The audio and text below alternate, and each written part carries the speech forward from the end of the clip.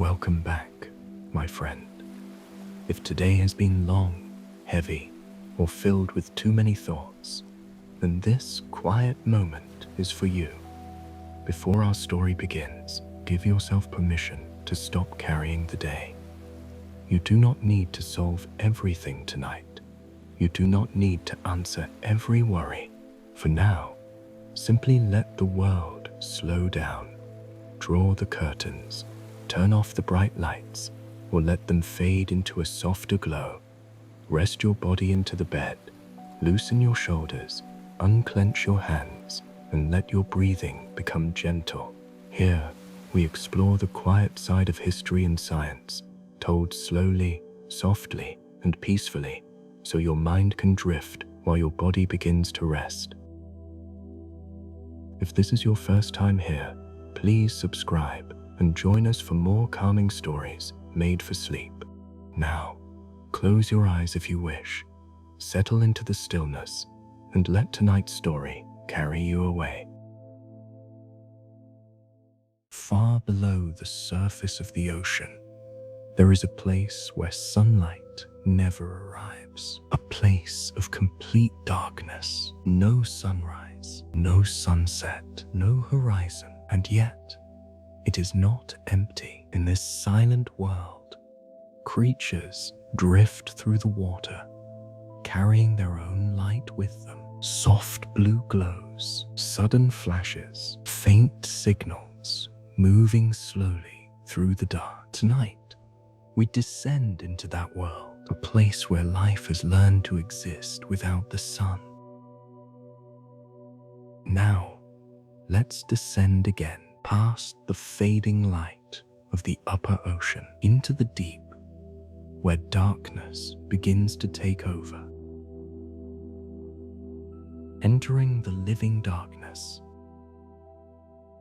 far below the surface of the ocean, beyond the reach of sunlight, there is a place where darkness is not an absence, but a presence. It surrounds everything. It fills every direction, and it has been there for millions of years, unchanged, patient, and complete.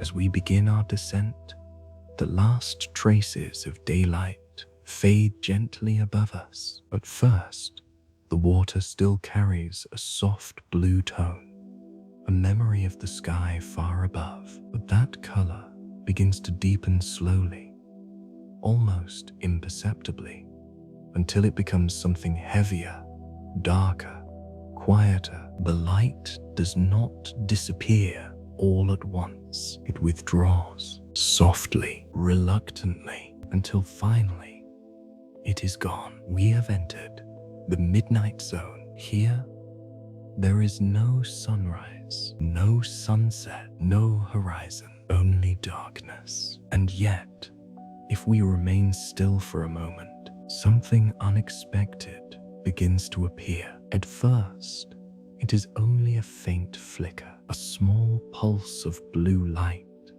far in the distance. Then another and another. The darkness is not empty. It is alive all around us. Tiny lights begin to reveal themselves. Some steady, some brief, some drifting slowly like distant stars. This is the first secret of the midnight zone. In a place without sunlight, life has learned to create its own light. As we drift deeper, the water feels thicker somehow, not physically, but perceptually. Without visual reference points, distance becomes difficult to judge. A small glow nearby might be only a few centimeters away, or several meters. The sense of space begins to dissolve. In this environment, vision changes, not because the eyes adapt, but because the rules of seeing are different here. Most creatures of the deep ocean do not rely on sight the way animals near the surface do. Some have enormous eyes,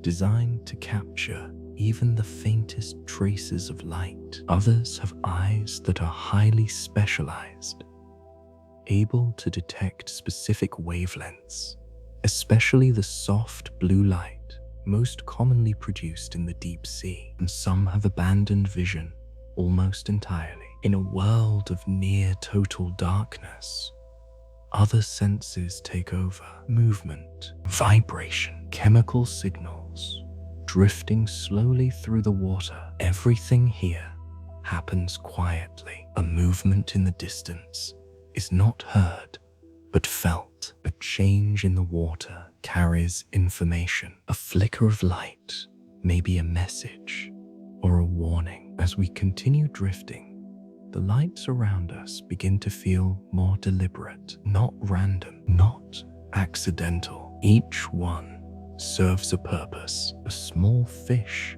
glides past, its body almost invisible, except for a faint glow along its underside. This glow is subtle, control. It matches the dim light filtering down from far above. From below, predators cannot see its silhouette. It disappears into the faint background light. This technique is known as counter-elimination. It is one of the most elegant forms of camouflage in the deep ocean. Instead of hiding in darkness, the fish hides within light. Elsewhere, a sudden flash appears, bright, sharp, and gone in an instant. Something has been disturbed. In response, a small organism releases a burst of light, momentarily illuminating the surrounding water. For a brief second,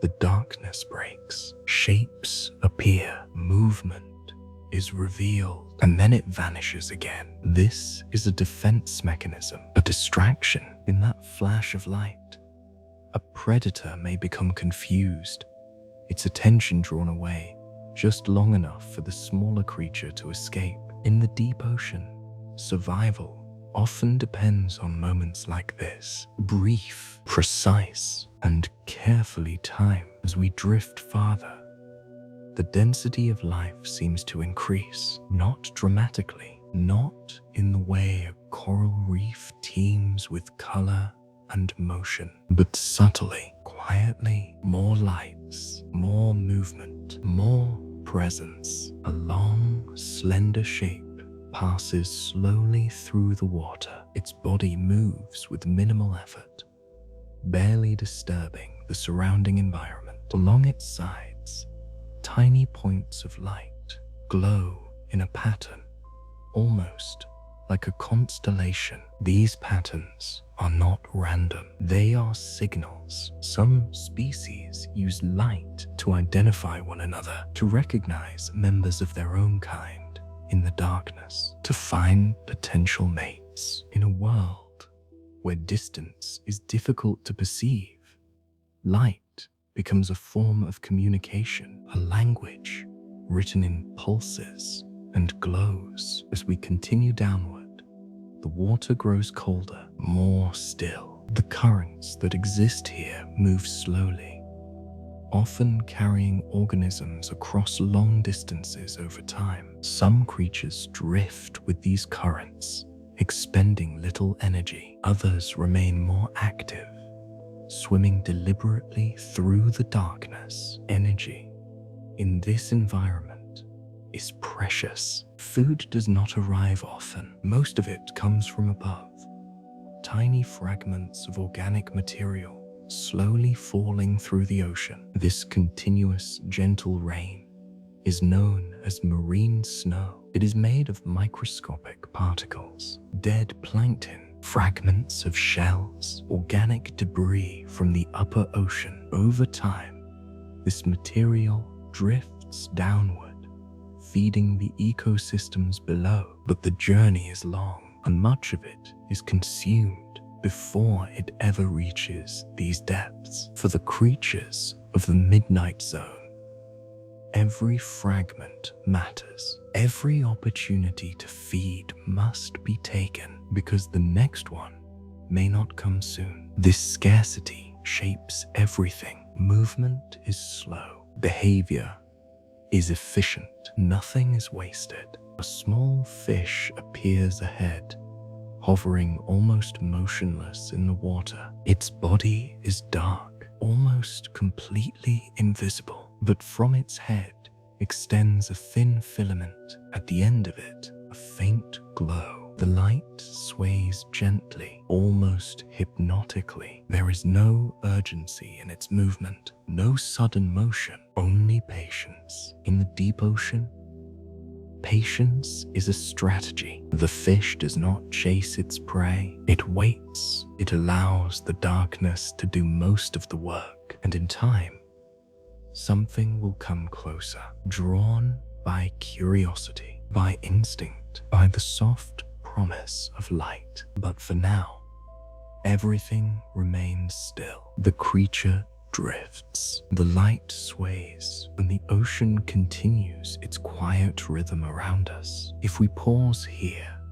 suspended in the darkness, the experience becomes almost meditative. There is no clear sense of direction. Up and down begin to lose meaning. The only reference points are the faint lights drifting through the water, some moving slowly, some pulsing gently, some appearing only once, before disappearing forever. It is easy to understand why, for so long, humans imagined the deep ocean as empty. From the surface, there was no evidence of this hidden world, no visible sign of the countless organisms living in the darkness below. Only water, only waves. But now, drifting here in the midnight zone, the truth becomes clear. This is not an empty place. It is simply a quiet one, a world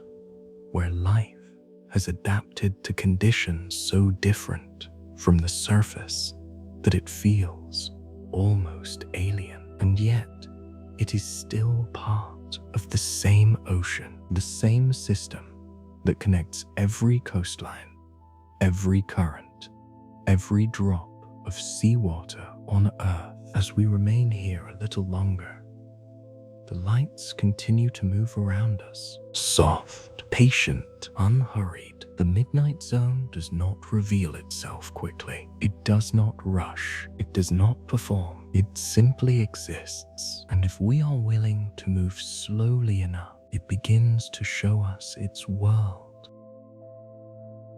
The language of lie.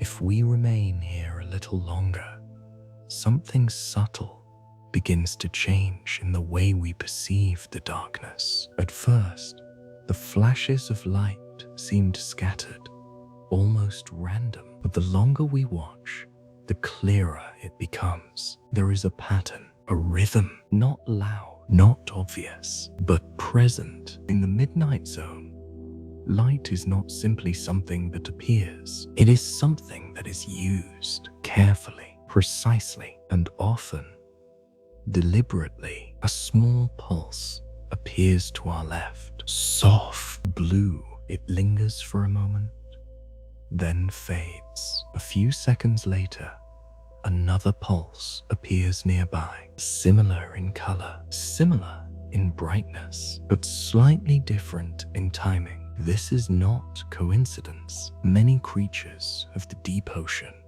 use light as a form of communication, not in words, not in sounds, but in pulses, durations, intervals. Each species has its own pattern, its own rhythm of light. In the darkness, these signals allow them to find one another, to recognize, to respond, to connect. Imagine trying to find another living being in a place where you cannot see more than a few meters in any direction, where there are no landmarks, no fixed references, only darkness. In such a world, light becomes identity, a signature, a way of saying, I am here. A faint chain of glowing dots moves slowly past us. At first, it looks like a single organism, but as it drifts closer, it becomes clear that it is something else, a colony, multiple small organisms connected together, each producing its own light. Together, they form a moving pattern in the water, like a living constellation. Each individual pulse contributes to a larger signal, a shared presence. As they drift, the lights ripple gently through the colony, creating a soft wave of illumination that moves from one end to the other. Not random, coordinated, intentional. Elsewhere, a different pattern appears. Short flashes, quick, irregular, then stillness. These flashes may serve another purpose: confusion. When a predator approaches, some organisms release sudden bursts of light in unpredictable patterns. The goal is not to hide, but to overwhelm, to disrupt the predator's ability to focus, to turn the darkness itself into a momentary chaos of light. And in that confusion, they disappear. In the deep ocean, survival often depends not on strength, but on timing. A fraction of a second, a single flash, a brief hesitation. That is all it takes. As we drift farther, a larger shape begins to emerge ahead. At first, it is almost completely invisible, only a faint outline suggested by the way it interrupts the drifting particles around it. Then, slowly, small points of light begin to appear along its body. One, then another, then a line. These lights are arranged with careful precision, not scattered, not random. They follow a pattern along the creature's sides, forming rows of tiny glowing organs. These are called photophores, specialized structures that produce light. Some species can control these lights individually, turning them on or off, adjusting their brightness, changing their pattern, in some cases, even altering their color slightly. To us, it looks beautiful, almost decorative. But for the creature, it is functional, essential. The pattern of light may help it identify others of its species, or signal readiness to mate, or warn others to stay away. Each glow carries meaning, though that meaning is silent to us. A deeper darkness passes behind the creature, and for a moment, its lights seem brighter, more defined. Then it drifts away, and the lights fade with it, returning the water to its quiet state. If we pause again, something else becomes noticeable. Not all light here is blue, though blue is the most common color because it travels farthest through water. There are occasional variations: a faint green, a softer, almost turquoise hue, and in rare cases, a dim red. Red light is unusual in the deep ocean. It does not travel far. It disappears quickly in water, and because of that, most deep-sea creatures cannot see it. But some predators use this to their advantage. They produce red light that only they can detect. To everything else, they remain invisible, moving through darkness that others believe is complete, seeing without being seen. It is a quiet advantage, a hidden layer within an already hidden world. As we drift, the lights around us begin to feel less like isolated events and more like a system, an ecosystem built not only on movement and energy, but on visibility, on presence, on the ability to be seen or not seen at exactly the right moment. Even the smallest organisms participate in this system. Tiny plankton drift through the water, almost invisible, but when disturbed, they emit brief flashes of light. If a fish swims through them, the water suddenly sparkles. For a moment, the predator is illuminated, revealed. and in that instant, larger predators may notice. In this way, even the smallest organisms can influence the outcome of a hunt. The deep ocean is full of these quiet interactions, subtle, indirect, yet deeply connected. Nothing here exists in isolation. Every movement has a consequence. Every light has a purpose. Every signal is part of a larger, invisible network. As we remain suspended in the midnight zone, the experience becomes strangely calming. The slow movement, the soft lights, the absence of noise. It is a world without urgency, without sudden change, without the constant stimulation of the surface. Time stretches, moments lengthen, and the mind begins to follow the same rhythm as the ocean itself. Slow, steady, unhurried. If we look around now, the darkness no longer feels empty. It feels inhabited, alive, filled with presence, even when nothing obvious is happening. And in that presence, the lights continue to move, pulsing gently, drifting quietly, speaking a language that has existed long before human understanding, a language of light. Hunters in the dark.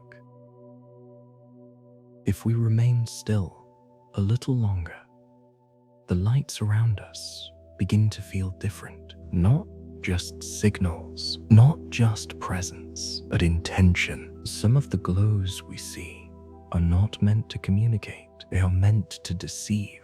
In the midnight zone, food is rare, not absent, but unpredictable. It drifts slowly downward from the distant surface, carried by the long fall of marine snow.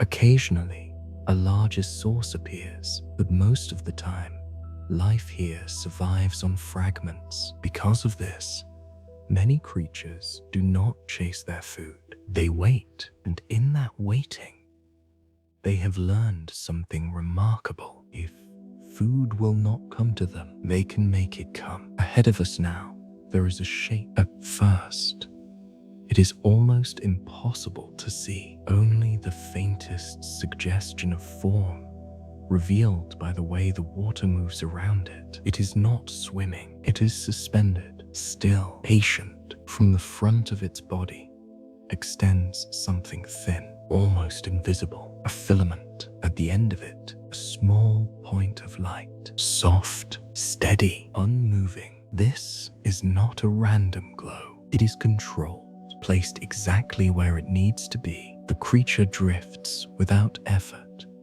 allowing the filament to sway gently in the surrounding water. The movement is subtle, almost hypnotic, to something smaller, something searching for food. It may look familiar, a drifting organism, a safe opportunity, a quiet meal in a quiet world. And so, slowly, something approaches, a faint shadow in the darkness, drawn by the light. The distance between them closes, not quickly. Nothing here happens quickly, just a gradual movement through the water until the moment is right. And then the stillness breaks. The creature opens its mouth wide, faster than anything else we have seen so far. The darkness shifts, the light disappears, and the movement is over. There is no struggle, no sound, only silence returns. This is one of the defining truths of the midnight zone. Light can be a promise or a trap. The same glow that signals safety in one moment can signal danger in the next. Elsewhere, a different kind of hunter moves through the water, longer, more slender, its body barely visible except for occasional reflections of distant light. It does not carry a lure. It does not wait in stillness. Instead,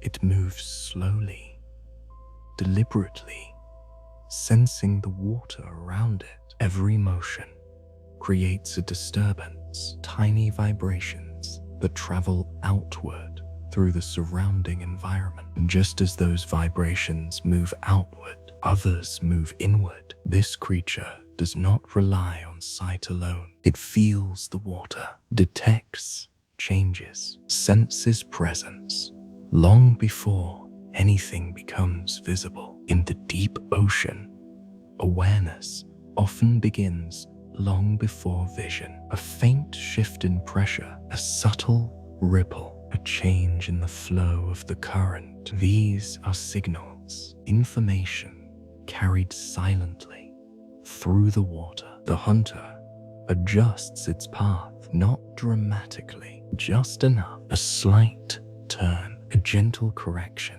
and then it continues forward. Patient control. As we watch, a brief flash appears ahead, a small organism reacting to something unseen. The hunter pauses, not stopping completely, but slowing, almost imperceptibly. The water settles again, and then, slowly, it moves forward. There is no rush, because in this world, energy matters more than speed. Every movement has a cost, and every unnecessary action reduces the chance of survival later. So the hunter waits, moves only when it must, strikes only when it is certain. This is a different kind of hunting, not driven by urgency, but by efficiency. Elsewhere, another strategy unfolds. A creature drifts near the edge of our perception. Its body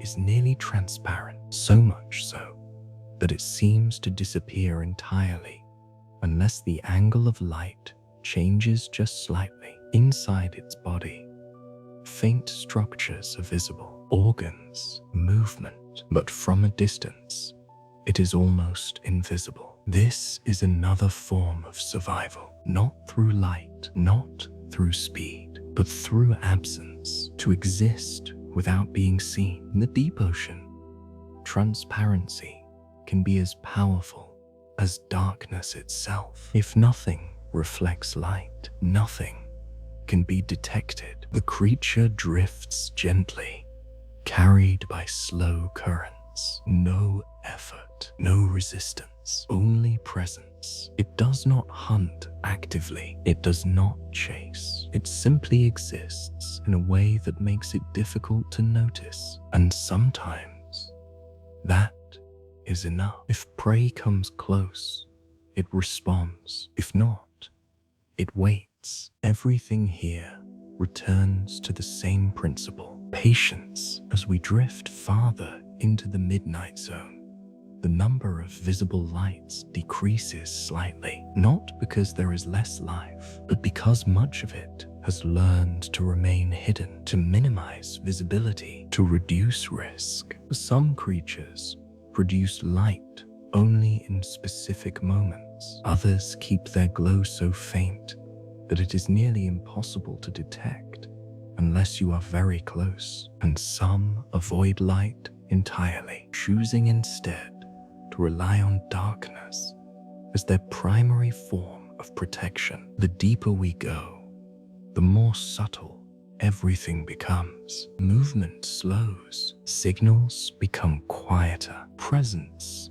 becomes more difficult to perceive. Yet, life continues everywhere around us, even when we cannot see it clearly. A faint flicker appears below, then disappears. Another follows, slightly farther away, then stillness again. The ocean here feels vast, not just in distance, but in possibility. There are creatures here we will never see, movements we will never detect, interactions that happen entirely beyond our perception, and yet they are part of the same system, the same quiet world. As we remain suspended in this darkness, something else becomes noticeable. The feeling of tension has softened. What first seemed unfamiliar, even unsettling now feels calm, predictable. The rhythm of the deep ocean begins to settle into the mind. Slow movement, soft light, long pauses. Nothing demands attention, nothing interrupts. And in that stillness, even the presence of predators does not feel chaotic. It feels natural, balanced. Every creature here plays a role. Every strategy exists for a reason. The hunters wait. The drifting organisms move gently with the current. The flashes of light continue, now less surprising than before, and the darkness remains constant, unbroken. If we pause here for just a little longer, the midnight zone reveals one more quiet truth. It is not a place of violence, not in the way we often imagine. It is a place of balance, where every action is measured, every movement is deliberate, and every moment unfolds slowly in a world without urgency. Drifting creatures and living light.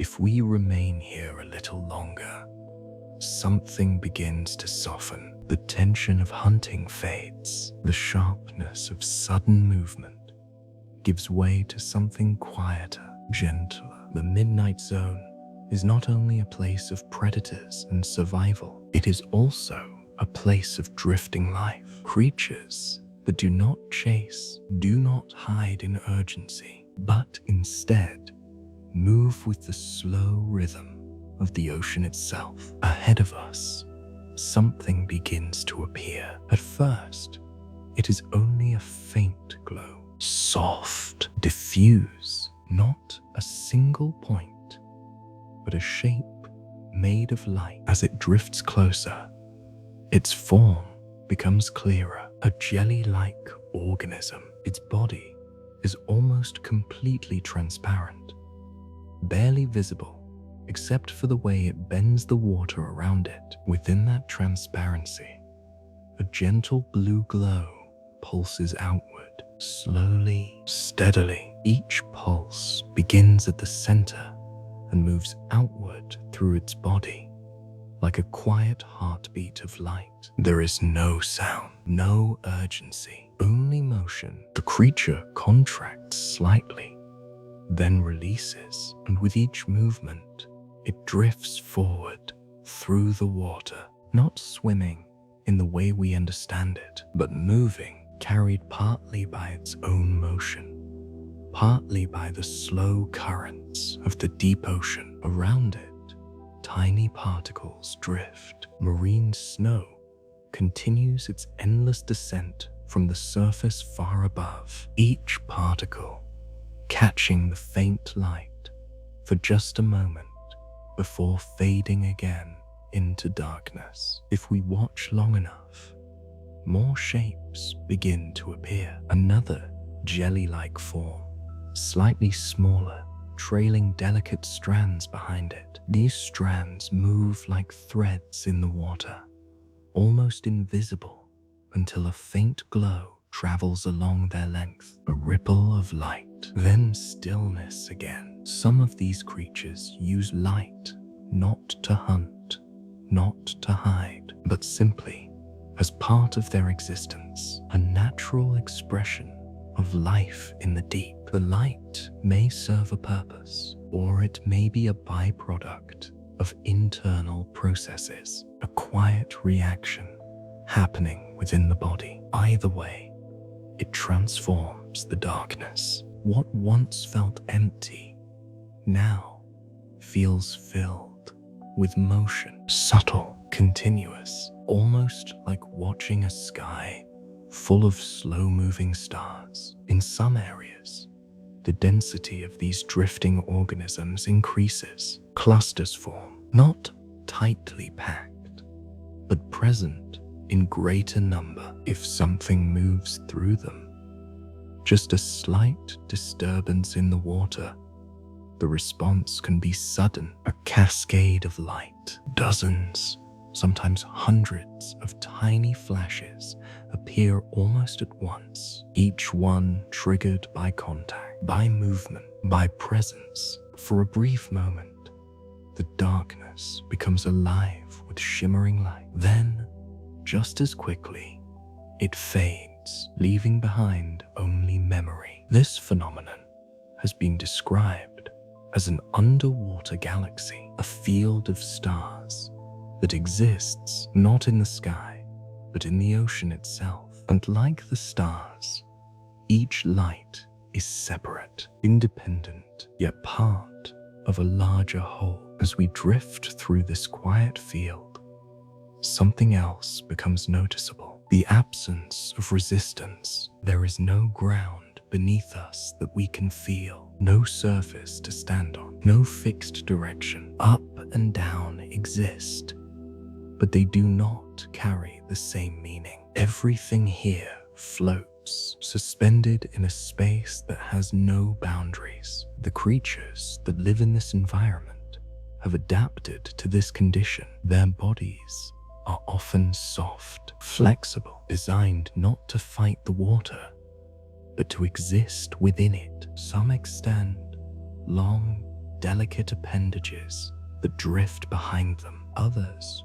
remain compact, conserving energy. Many are nearly transparent, their internal structures faintly visible only when illuminated. This transparency serves a purpose. It reduces visibility. In a world where light is rare, anything that does not reflect or absorb it becomes harder to detect. To be invisible in the deep ocean is often to survive, and so many of these drifting creatures exist at the edge of perception, visible only when they choose to be, or when light reveals them for a moment. If we remain still, allowing the scene to unfold without interference, the movement becomes almost hypnotic. Slow pulses, gentle drifts, faint glows that appear and disappear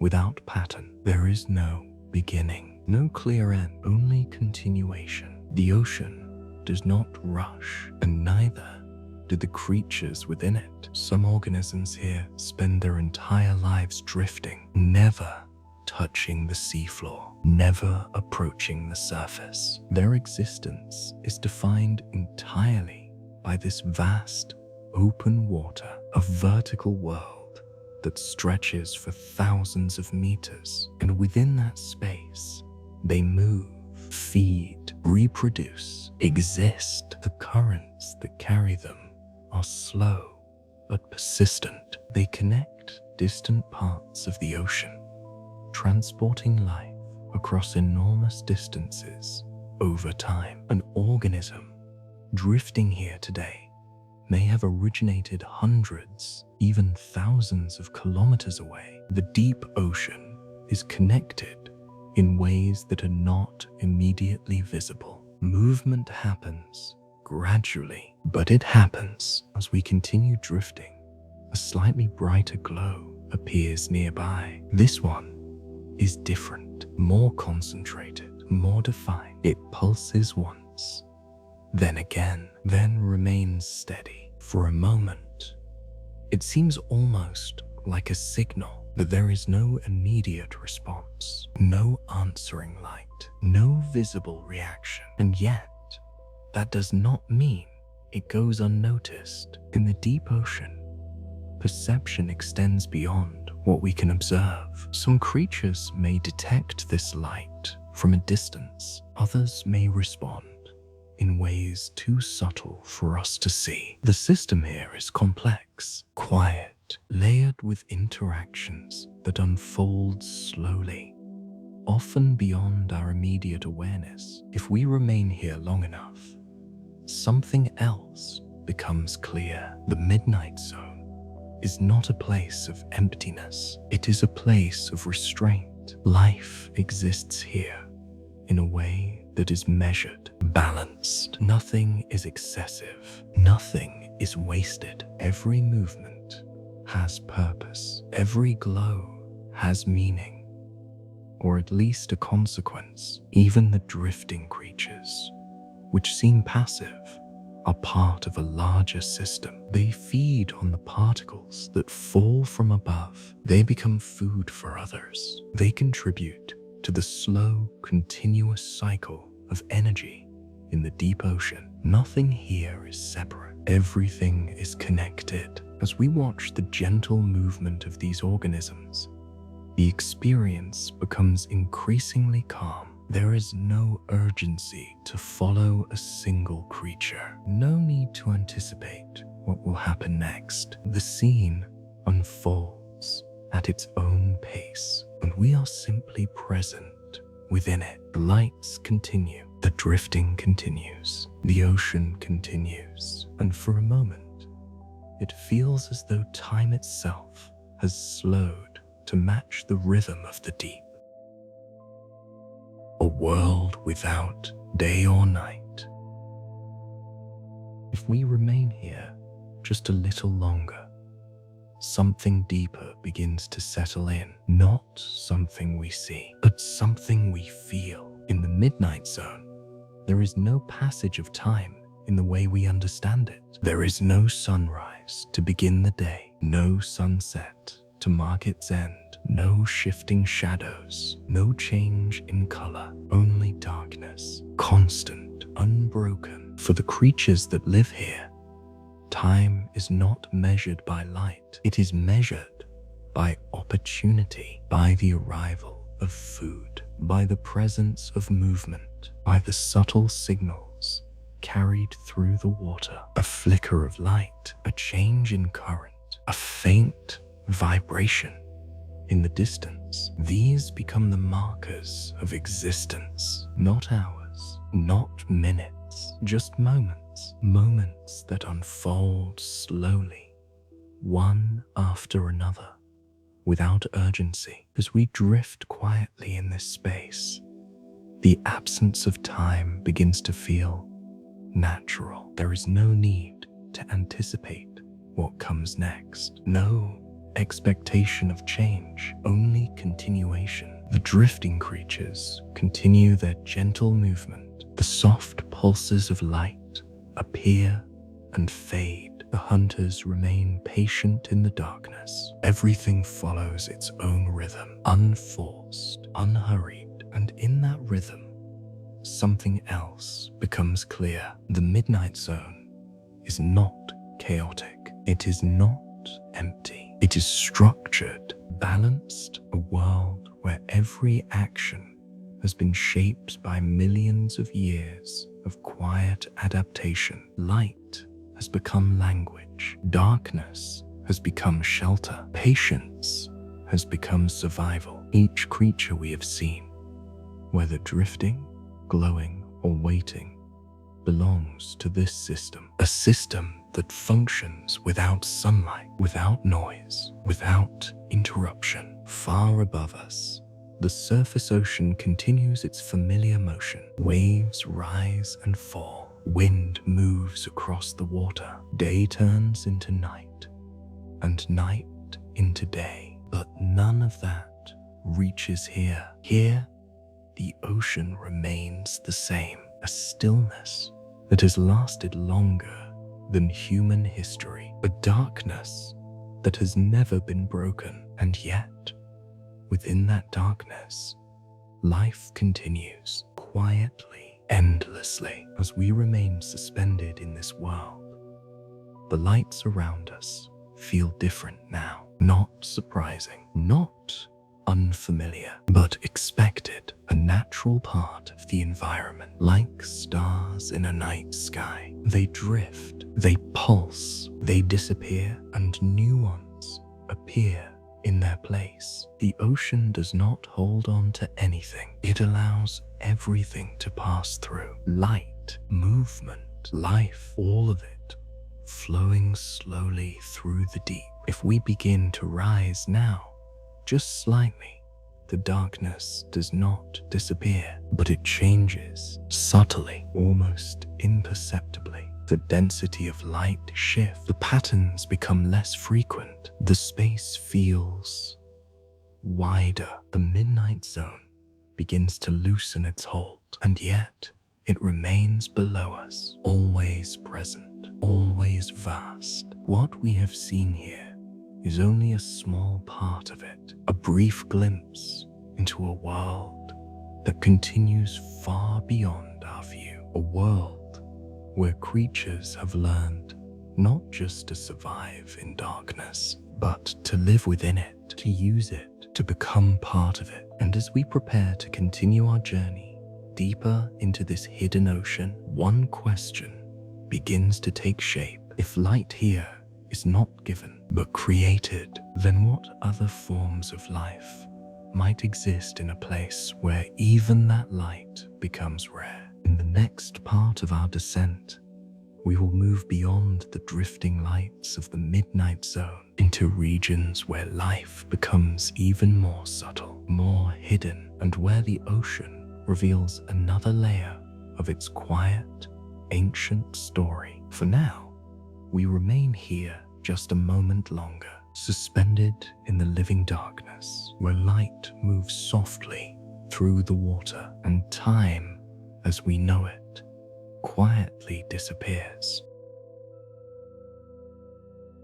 Bodies built for darkness.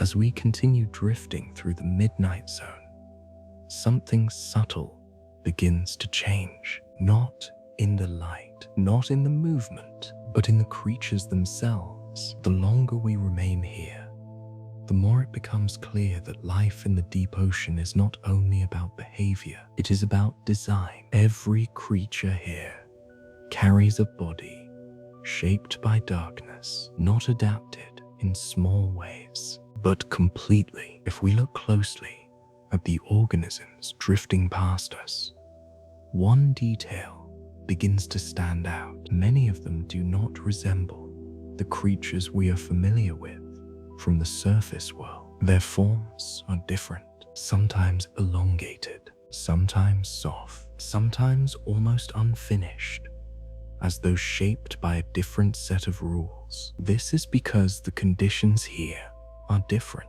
so different that the usual patterns of life no longer apply. In the absence of sunlight, there is no need for bright color, no need for patterns designed to blend with coral reefs or ocean floors. Here, color becomes irrelevant, and so many deep-sea creatures are dark, almost completely black or transparent, as if they are trying not to exist visually at all. A small fish passes slowly in front of us. Its body absorbs nearly all light that touches it. There is no reflection, no shine. It appears less like a solid object and more like a gap in the water. This is not accidental. By absorbing light instead of reflecting it, the fish becomes nearly invisible in the darkness. Even the faintest glow from another organism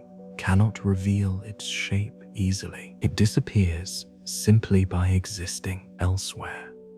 Another creature drifts by. This one is almost the opposite. Its body is not dark, but clear, transparent. Its internal structures are faintly visible, suspended within a soft, gelatinous form. It does not attempt to hide in darkness. It avoids detection by offering nothing to see. In a place where light is rare, transparency becomes a powerful form of camouflage. If nothing reflects, nothing can be detected. As we continue observing, another difference becomes apparent. The bodies here are often soft, flexible, not rigid like many animals in shallower waters. This is partly because of pressure. In the deep ocean, pressure increases with depth. At these levels, the force pressing inward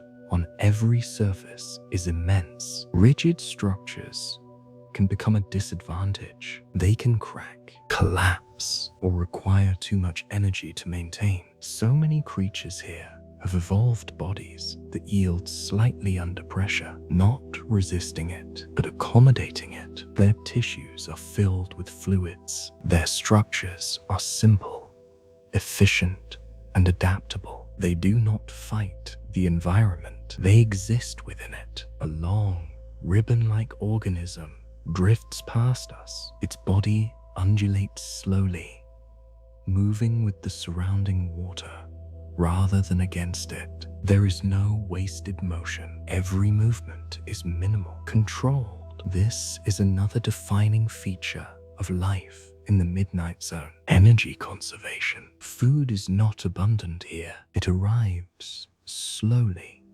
in fragments, and because of that, every action must be measured. Every movement must have purpose. Some creatures barely move at all. They remain suspended, allowing the currents to carry them, only adjusting their position when necessary. Others move slowly, using long, gentle motions that require very little energy. Even predators, as we have seen, rely more on patience than speed. This entire ecosystem is built around efficiency. Nothing is excessive. Nothing is wasted. As we drift a little farther, another detail becomes noticeable. The size of the creatures. Many are small, not all, but many. Smaller bodies require less energy to maintain, less food to survive. In an environment where resources are limited, this becomes an advantage, but occasionally something larger appears, a shape emerging slowly from the darkness. At first, it seems distant, but as it moves closer, its scale becomes clearer. A larger fish, its body heavy, its head slightly oversized in proportion, its mouth large, wider than expected. This is another adaptation. In the deep ocean, opportunities to feed are rare. When food appears, it must be taken immediately, without hesitation, and often in full. Some deep sea fish have mouths that can expand dramatically, allowing them to swallow prey nearly as large as themselves. Their stomachs stretch, their bodies adapt, because the next meal may not come soon. Days, weeks, even longer. Everything here is shaped by that uncertainty. A brief opportunity must be enough. Nearby, another creature drifts into view. This one is smaller, but its eyes are large, unusually large for its body. They reflect the faintest traces of light around us. Even the smallest glow becomes visible through them. In the midnight zone, sight is still useful, but only in a different way. It is not about seeing clearly. It is about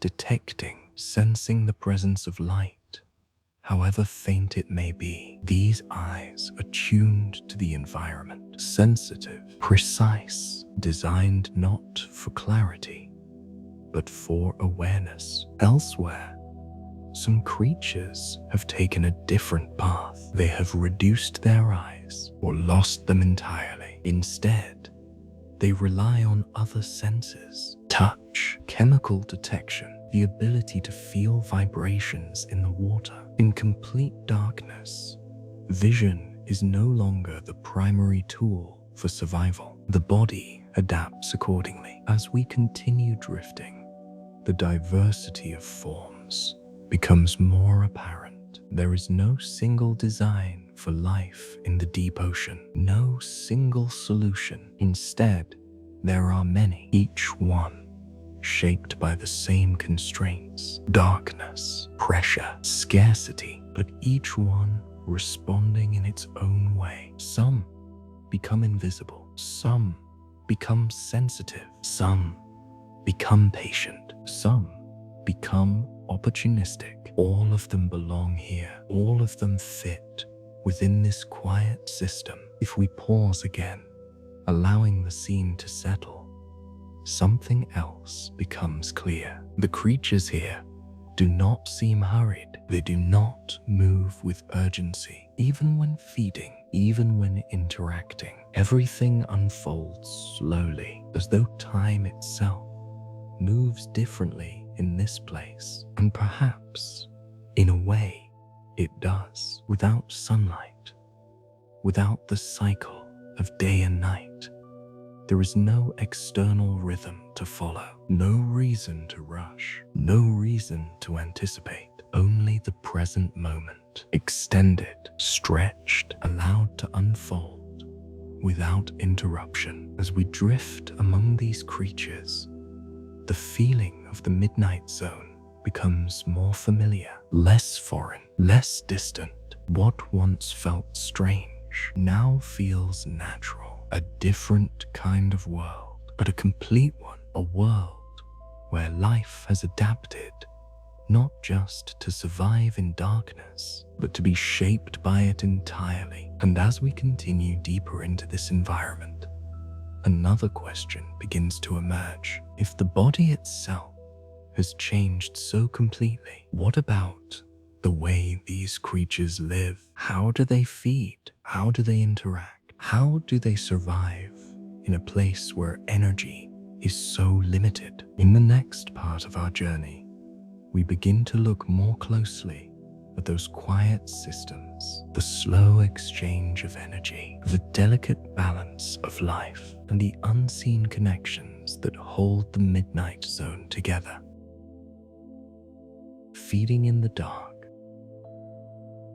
If we remain here a little longer, drifting among these creatures shaped by darkness, another quiet truth begins to reveal itself. Everything we have seen so far, every movement, every adaptation, every form is connected to a single question. How do they find food in a place where sunlight never reaches, where plants cannot grow, where energy does not arrive in steady, predictable ways? Life must depend on something else. If we look closely at the water around us, something becomes visible. At first, it seems like nothing more than dust, tiny particles drifting slowly downward, so small that they are easy to overlook. But they are everywhere, falling constantly, softly, silently.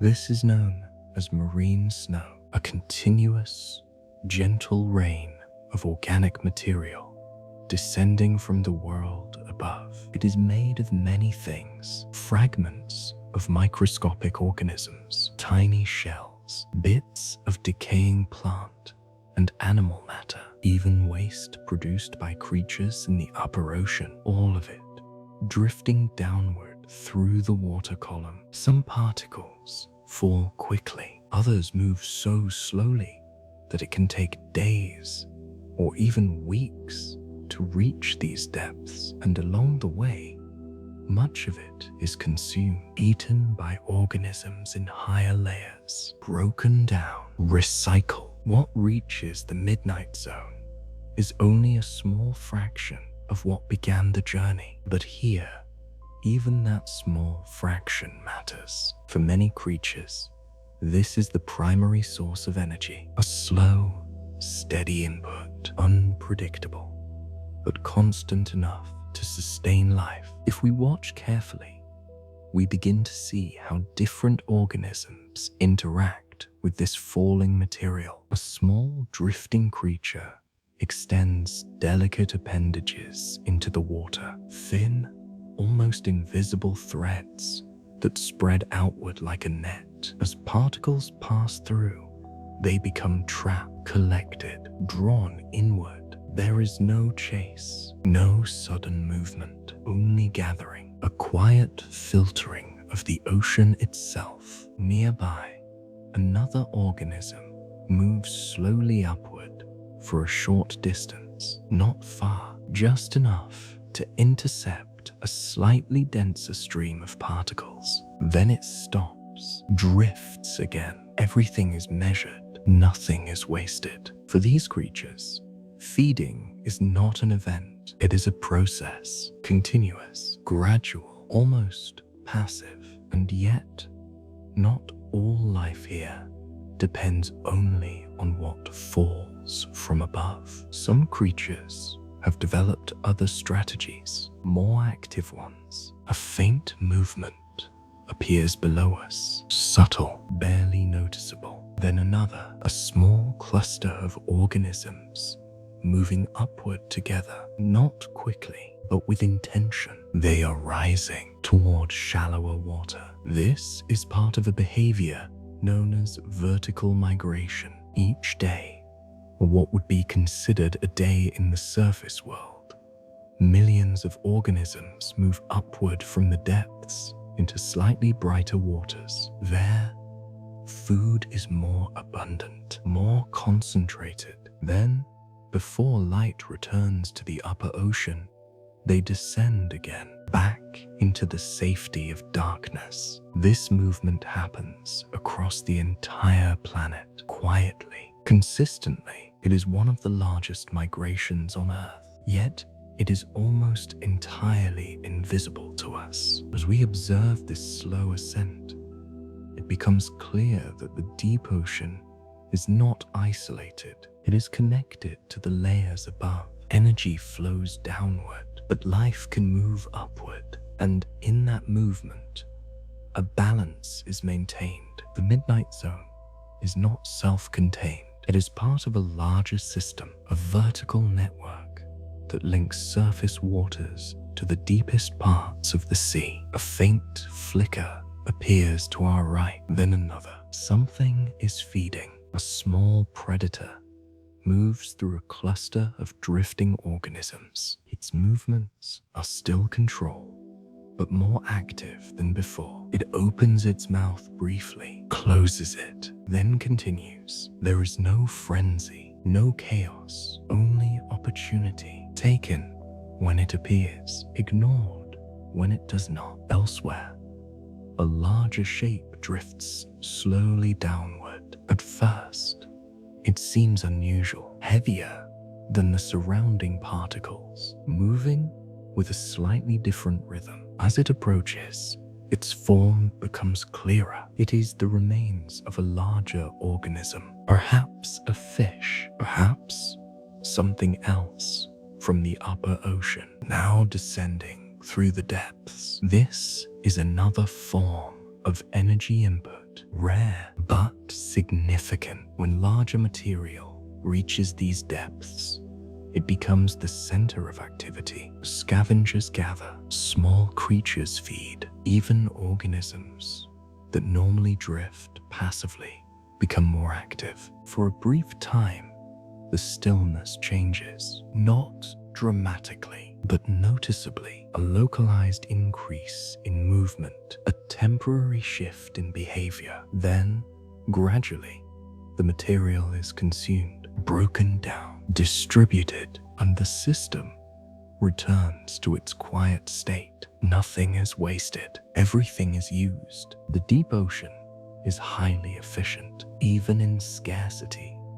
It maintains balance. If we continue watching, another detail becomes clear. The timing of feeding is not synchronized. There is no shared moment when everything becomes active. Instead, activity is spread out, distributed. Some creatures feed now, others later. Some wait, some move. The system is continuous. There are no clear boundaries, no beginning, no end, only flow. This is another difference from the surface world. Without light, without day and night, the rhythms of life become internal, driven by need, by opportunity, by instinct, not by external cycles. As we drift among these organisms, the process becomes almost invisible again. The particles continue to fall. The creatures continue to gather them. Small movements happen, then fade. Everything returns to stillness. And yet, within that stillness, life continues, constantly, quietly, sustained by one of the most subtle energy systems on Earth. If we pause here, allowing the scene to settle once more, a deeper understanding begins to form. The midnight zone is not sustained by abundance. It is sustained by patience, by efficiency, by the ability to take what is available and use it fully. Every particle matters. Every opportunity matters. Every movement is measured against the cost of making it. This is a world where nothing comes easily, and yet life persists, not in spite of the conditions, but because it has adapted perfectly to them. As we continue our journey, another question begins to emerge. If energy here is so limited, if every action must be carefully balanced, then how do these creatures interact with one another? Is there competition, conflict, or something more subtle? In the next part, we begin to explore those interactions, the quiet relationships, the unseen connections, and the delicate balance that holds the midnight zone together. A quiet web of life.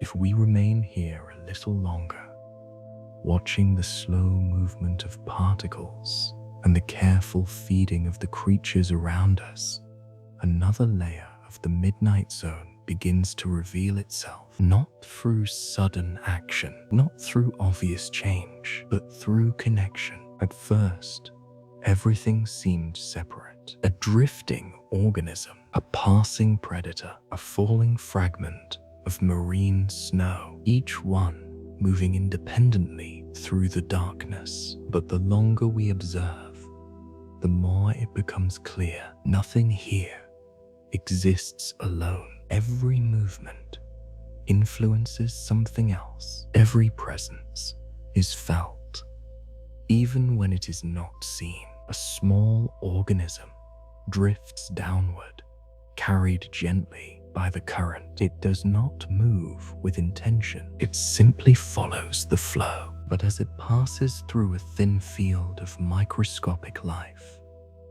something changes. Tiny flashes appear, brief, subtle, a response. The organism continues downward, unaware, but its movement has already altered the environment around it. Signals have been triggered, information has been released. Elsewhere, a slightly larger creature adjusts its position, not dramatically, just a small shift, a response to something we cannot fully perceive. Perhaps a change in the water, perhaps a faint chemical trace, perhaps the echo of movement from moments before. In the midnight zone, cause and effect are often separated by time. A movement here leads to a response there. Seconds later, or minutes, or longer, the connections are real, but they are quiet, stretched across space and time. As we drift farther,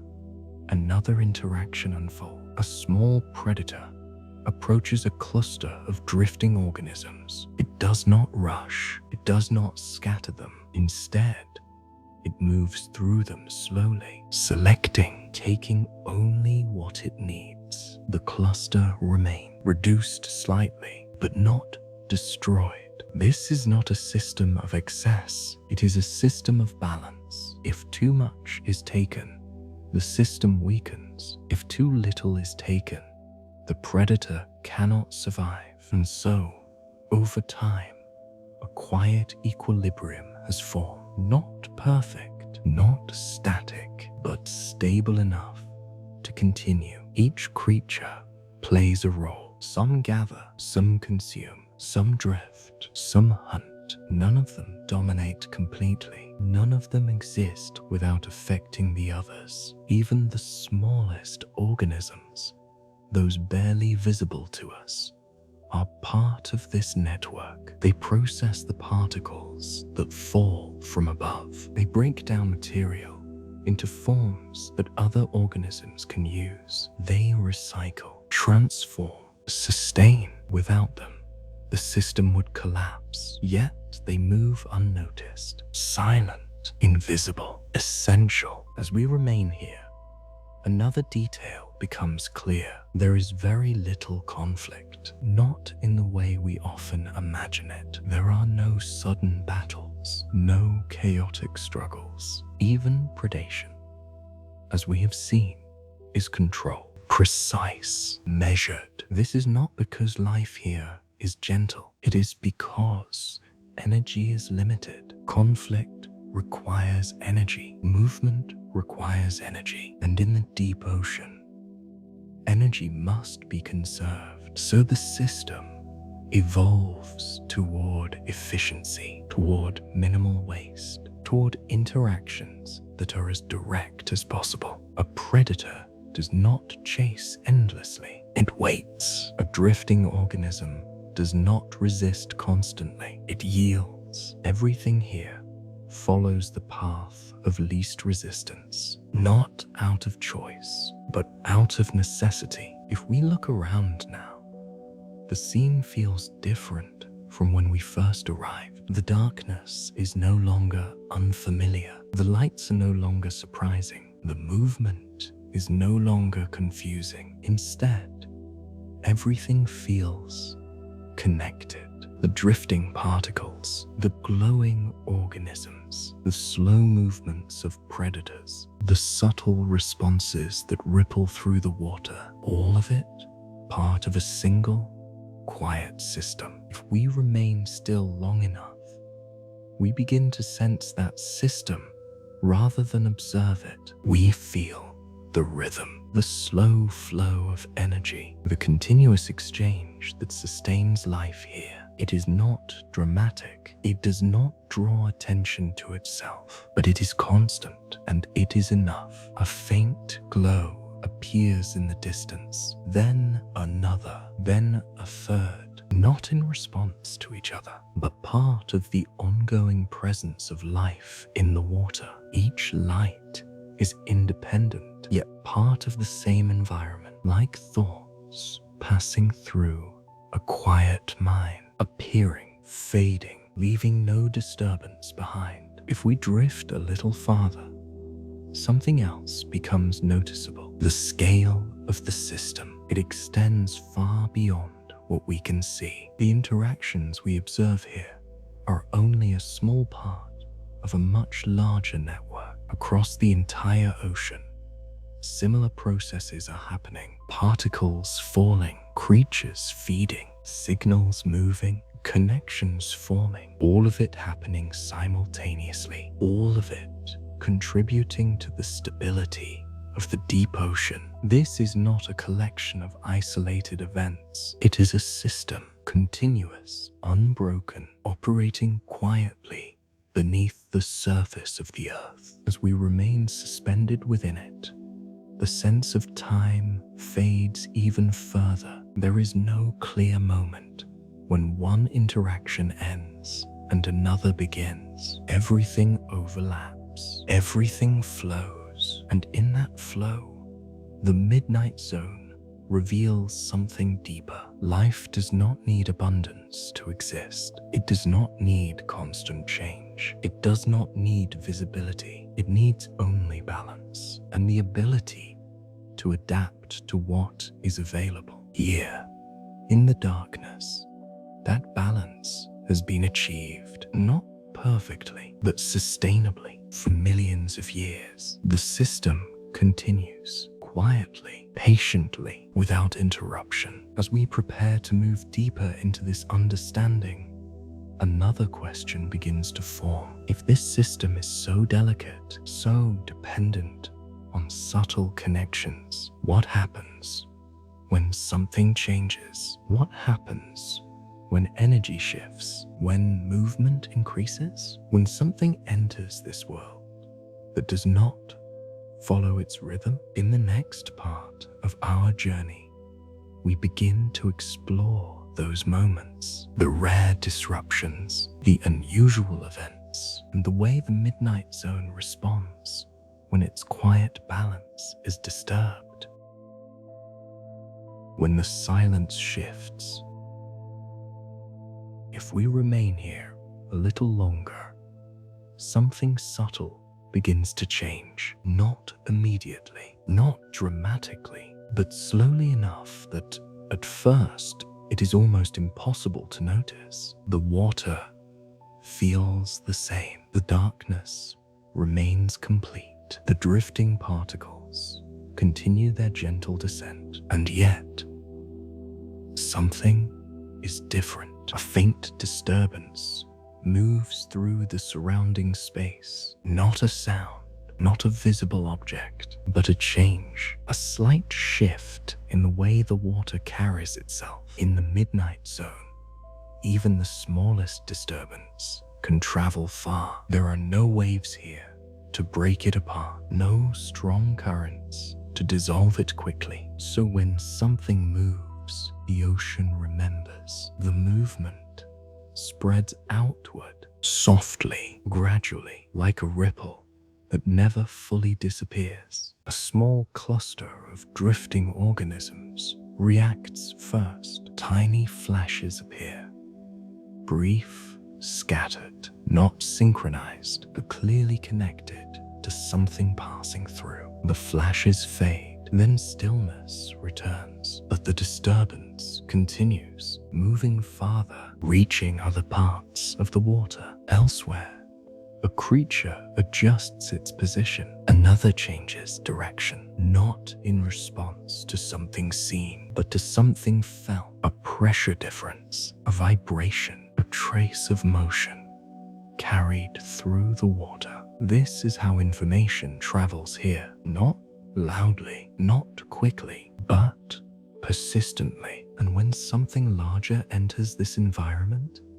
the effect becomes more noticeable. Ahead of us now, the darkness shifts. At first, it appears as nothing more than a deeper absence, a region where even the faintest drifting light seems to disappear. Then, slowly, a form begins to emerge, large, slow-moving. Its presence is not defined by sharp edges, but by the way it alters everything around it. Particles change direction, lights dim or vanish. The space itself seems to adjust. This is a larger organism moving through the midnight zone with quiet control. It does not rush, it does not create chaos, but its size alone changes the environment. Smaller creatures respond.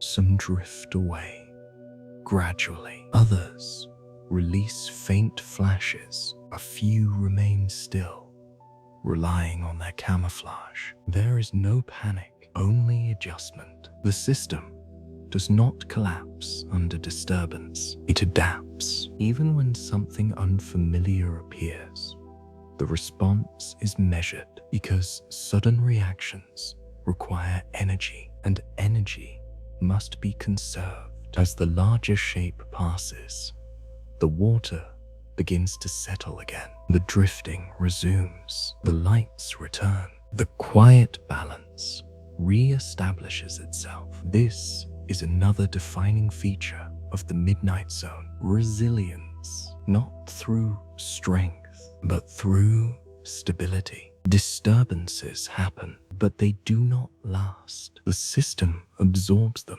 adjusts, and continues. If we remain here, watching carefully, we begin to notice other rare events, not caused by movement, but by arrival from above.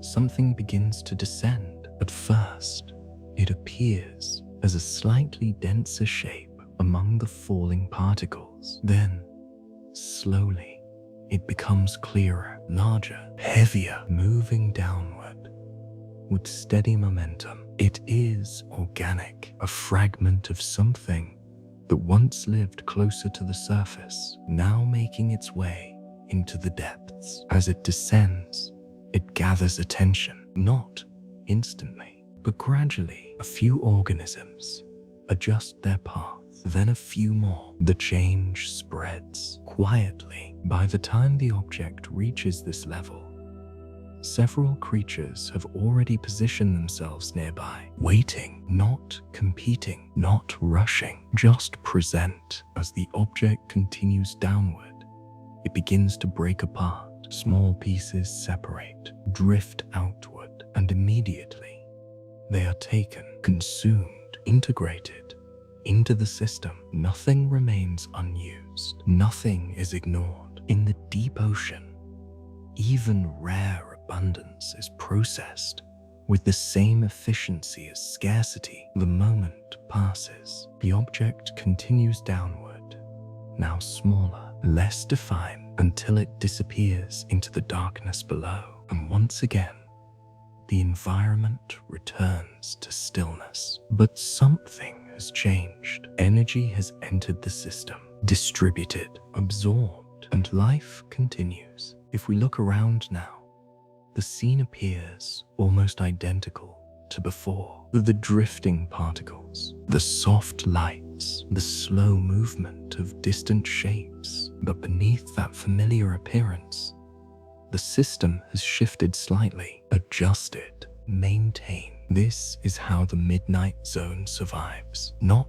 by resisting change, but by absorbing it, integrating it, allowing it to pass through without breaking the balance. Even the largest events become, over time, part of the same quiet rhythm, a ripple that fades, a presence that passes, a moment that becomes memory. If we remain still, letting the scene settle once more, the disturbance feels distant now, almost as though it never happened. The ocean has returned to its natural state, or perhaps this is its natural state, a system that includes both stillness and change, both presence and absence, both movement and quiet, all of it existing together without contradiction. As we drift deeper into this understanding, another realization begins to form. The midnight zone is not defined by what is absent, not by the lack of light, not by the scarcity of energy, but by how life responds to those conditions, with precision, with restraint, with patience, and with an ability to continue, even when the environment shifts. In the next part of our journey, we begin to move toward a quieter conclusion, a return to stillness, a reflection on what this world reveals. Not just about the ocean, but about life itself. The stillness that remains. If we remain here for just a little longer, after the quiet disturbances have passed and the water has settled once more, something deeper begins to emerge, not in the movement, not in the light, but in the feeling of the place itself. The midnight zone, as we have seen, is not defined by constant action. It is not driven by urgency. It does not rely on abundance. Instead, it exists in a state that is both active and still at the same time. Life continues here, quietly, constantly, but without drawing attention to itself. The particles continue to fall. The drifting creatures continue to gather them. Predators continue to wait. Movements continue to happen, small and deliberate, then fade again into stillness. Nothing has stopped, and yet everything feels calm, as though the ocean has returned to a resting state. But this is not rest. This is its natural rhythm, a balance between motion and quiet, between need and restraint, between presence and absence. If we observe carefully, we begin to understand that nothing here is separate. The bodies shaped by pressure, the feeding systems built on falling fragments, the quiet interactions that connect one organism to another, even the disturbances that pass through and then disappear, all of it belongs to the same system, a system that does not rush to correct itself, that does not resist change, but simply absorbs it, adapts, and continues. The midnight zone does not need to be stable in every moment. It only needs to remain balanced over time, and it does so with remarkable consistency. As we drift here, suspended in the darkness, the absence of light no longer feels like a limitation. It feels like a condition that has shaped everything into what it is. A world where vision is replaced by sensing, where speed is replaced by patience, where abundance is replaced by efficiency, and where survival is not a struggle, but a quiet process of adaptation. The creatures here do not appear to be searching for more than they need. They do not consume without purpose. They do not move without reason. Everything is measured. Everything is aligned with the environment. And in that alignment, there is a kind of harmony, not visible, not obvious, but present. If we remain still,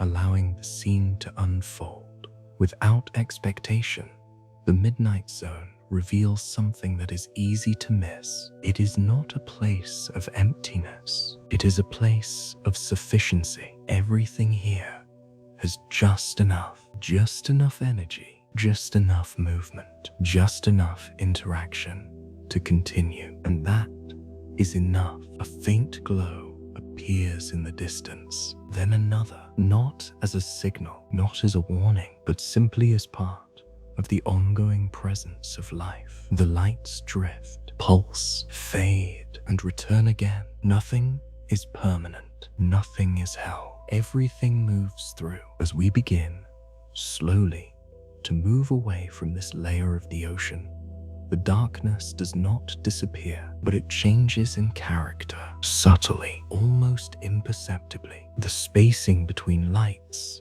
increases. The movement feels more distant. The system begins to stretch, not ending, but transitioning. And as it does, something else becomes clear. The midnight zone is only one part of a much larger story, a middle layer between the familiar world above and something deeper still. Below us, the ocean continues, descending further into regions where life becomes even more specialized, more restrained, more adapted to conditions that grow increasingly extreme. Pressure increases, temperature shifts, energy becomes even more limited. And yet, life continues in forms we have not yet seen, in systems we have not yet understood. As we prepare to continue our descent, the question that began to form earlier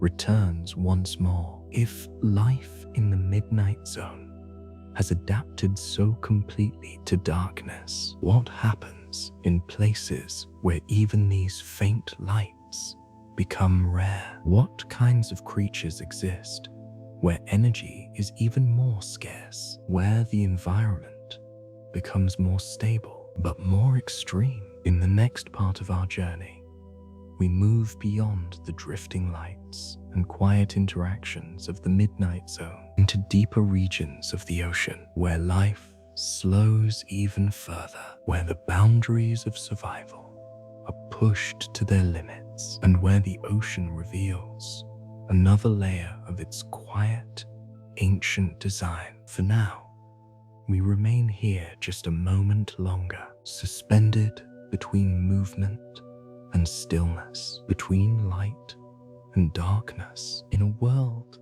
that does not demand attention, but quietly continues without it. Beyond the midnight zone, if we continue our descent just a little further, something begins to change, not suddenly, not in a way that demands attention, but slowly enough that, at first, it feels like nothing has changed at all. The darkness remains. The water is still. The faint lights we have come to recognize drift in the distance, and yet something is different. The space around us feels wider, more open, as though the ocean itself has expanded. This is not because there is more water, but because there is less happening within it. The midnight zone, with all its drifting life and soft signals, begins to fade behind us. Below, a new layer begins to emerge, a place where even those quiet patterns become less frequent, where light becomes rarer, and where life, though still present, moves even more slowly. We are entering the beginning of the abyss, a region that extends far deeper than the midnight zone, a place that has remained largely unchanged for millions of years. If we pause here for a moment, allowing our perception to adjust, the first thing we notice is the absence of movement. Not complete absence, but a reduction. The drifting particles are still here. Marine snow continues its long descent, but it feels more sparse, more distant. The soft glows we observed earlier appear less often now, separated by larger stretches of darkness. The ocean feels quieter, not just in sound, but in activity. A faint shape passes far below, so distant that it is difficult to define. Then it disappears, leaving no trace behind. In this region, distance becomes difficult to judge. Without reference points, without surfaces, without consistent light, everything feels suspended in an undefined space. Closer or farther, it becomes hard to tell, and in that uncertainty, the sense of scale begins to shift. The ocean here does not feel like a place we are moving through. It feels like a place without boundaries. As we continue downward, another change becomes noticeable. The temperature, though we cannot feel it directly, it is present. The water here is colder, near freezing, stable, unchanging. There are no seasons here, no warm currents from the surface, no variation, only a constant, quiet cold that defines the environment. And with that cold comes another condition: stillness. Not absolute stillness, but a kind of stability that is difficult to find elsewhere on Earth. The deeper we go, the less influence the surface has. Wind does not reach here. Waves do not exist. Even large-scale ocean currents become weaker. What remains is a slow, almost imperceptible movement of water, a deep stillness that has persisted for immense periods of time. This is one of the defining characteristics of the abyss. It is not just dark, it is stable, extremely stable, a place where change happens slowly, where environments remain consistent for thousands, even millions of years, and life, in response, becomes equally consistent. Ahead of us, a form begins to take shape. At first, it seems motionless, a presence rather than a movement. Then, slowly, it shifts. A creature larger than the drifting organisms we have seen before, but not moving in any active way. It appears to be resting in the water, suspended. Its body is soft, its edges undefined, almost blending into the surrounding darkness. There is no urgency in its movement, no sign of hunting, no sign of escape, only existence. In the abyss, life often takes on this quality, not driven, not reactive, but present. The creature drifts slightly, then stops, or perhaps it never truly stopped moving at all. Movement here is so slow that it becomes difficult to measure. If we continue watching, another realization begins to form. The creatures here are fewer, not absent, but spaced farther apart. Encounters become rare. Moments of observation become longer. And in those longer moments, the mind begins to settle into the rhythm of the abyss. There is less to follow, less to anticipate, more space between events, and that space becomes part of the experience. The abyss is not defined by what happens within it. It is defined by what does not happen. No sudden changes, no constant interactions, no overwhelming signals, only occasional movement, occasional light, occasional presence. Everything else is quiet. If we remain here, allowing the stillness to settle, something else becomes clear. The abyss does not need to be active to sustain life. It provides stability, consistency, a predictable environment where organisms can adapt with precision. Every creature here is shaped not just by darkness, but by time. Long periods without change, long periods without disturbance. And in that environment, life evolves differently, slower, more specialized, more refined. A faint glow appears in the distance, much dimmer than the lights we saw in the midnight zone. Almost hesitant, it pulses once, then disappears. In this region, even light seems restrained, as though it is used sparingly, carefully. Nothing is excessive. Everything is reduced to what is necessary. As we drift deeper into this space, the sense of isolation increases, not in a way that feels empty, but in a way that feels complete. The abyss does not feel like it is missing anything. It feels like it has exactly what it needs, no more, no less. And in that balance, it continues quietly, unnoticed, far below the surface of the world above. As we prepare to move further into this region, another question begins to emerge. If life here is so slow, so measured, so sparse, how does it sustain itself over time? What allows it to continue in a place where energy is even more limited than before? In the next part of our journey, we begin to explore those deeper adaptations, the ways life stretches time, reduces need, and survives in a world where almost nothing is available. Surviving with almost nothing.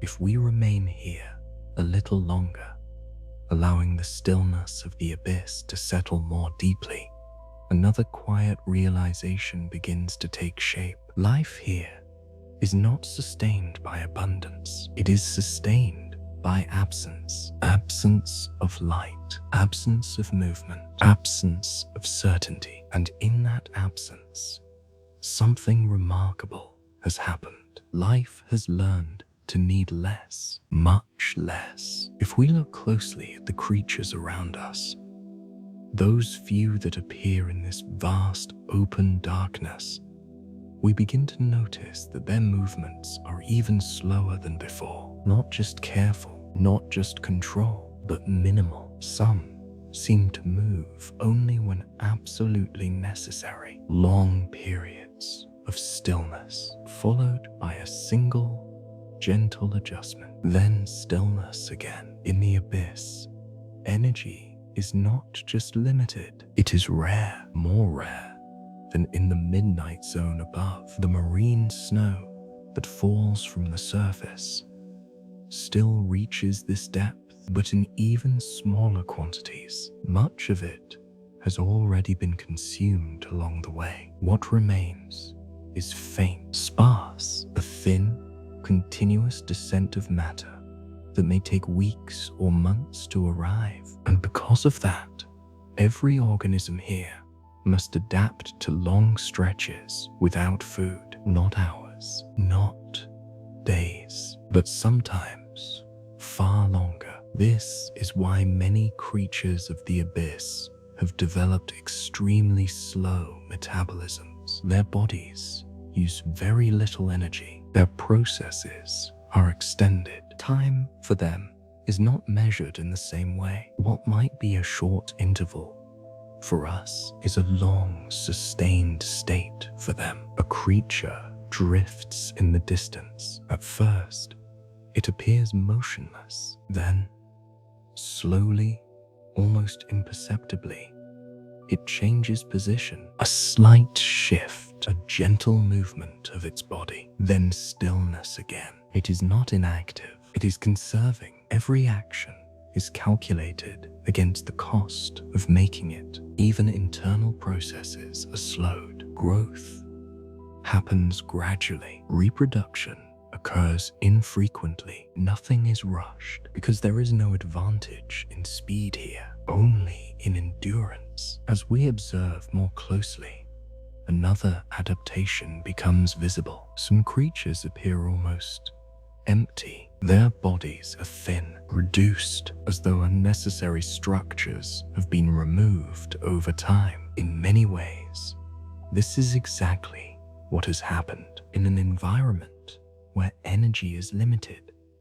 Any feature that requires maintenance without providing a clear advantage is reduced or lost. Eyes become smaller or disappear. Muscles become simpler. Structures become streamlined. The body becomes efficient, not optimized for performance, but for survival over long periods. A faint glow appears nearby, then fades, then appears again, very dim, very controlled. Even light here is used sparingly. Bioluminescence still exists, but often at lower intensity, shorter duration, less frequent, because producing light requires energy, and energy must be conserved. Some creatures emit light only when necessary. A brief signal, a quick response, then darkness again. If we remain here long enough,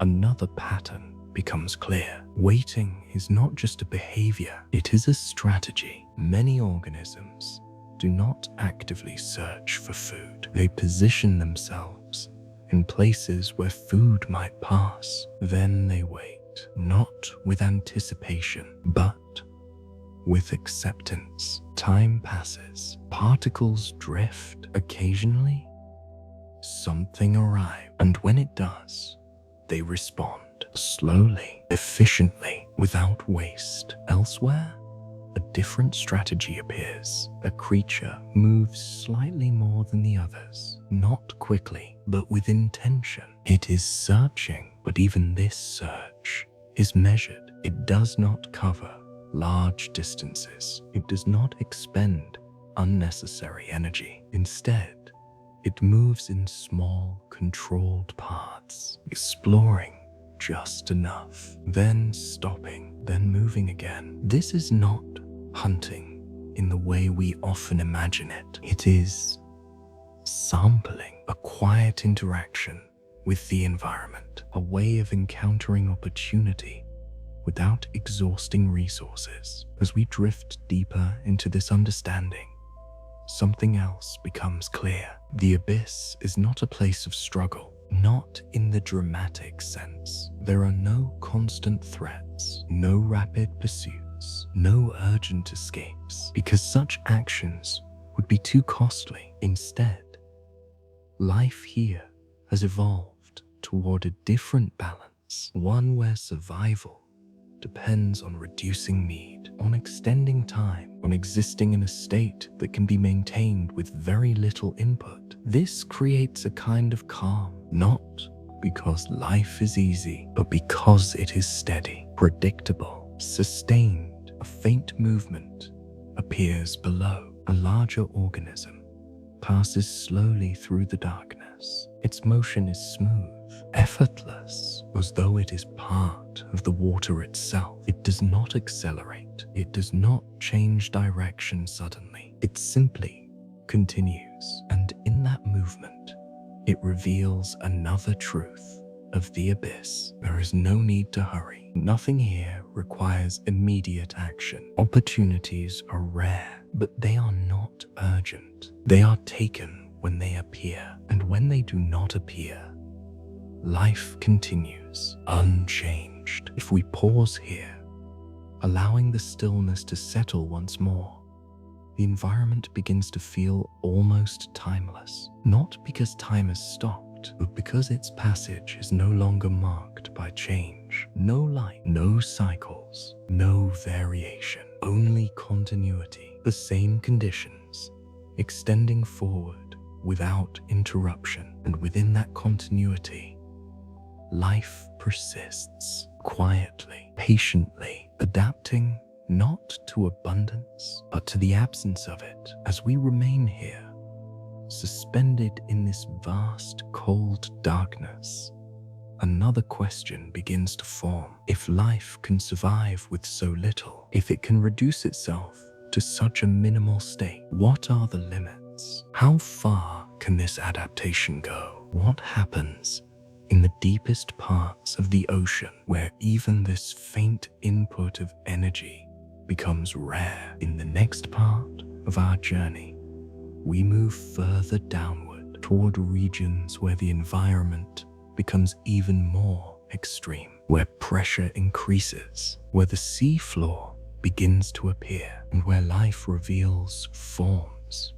that are shaped by conditions beyond anything we have seen so far. Pressure, cold, and the shape of life. If we continue our descent just a little further, the abyss begins to reveal something more fundamental. Not just how life survives here, but what shapes it. In the layers above, we saw how darkness influences behavior, how scarcity shapes movement, how patience becomes a strategy. But here, another force becomes impossible to ignore. Pressure. It is not something we can see, not something we can hear, but it is always present. At these depths, the weight of the ocean above presses downward with immense force. Every meter adds more. Every descent increases it. By the time we reach these regions, the pressure is far beyond anything experienced at the surface. And yet, life exists here, not resisting that pressure, but fully adapted to it. If we observe closely,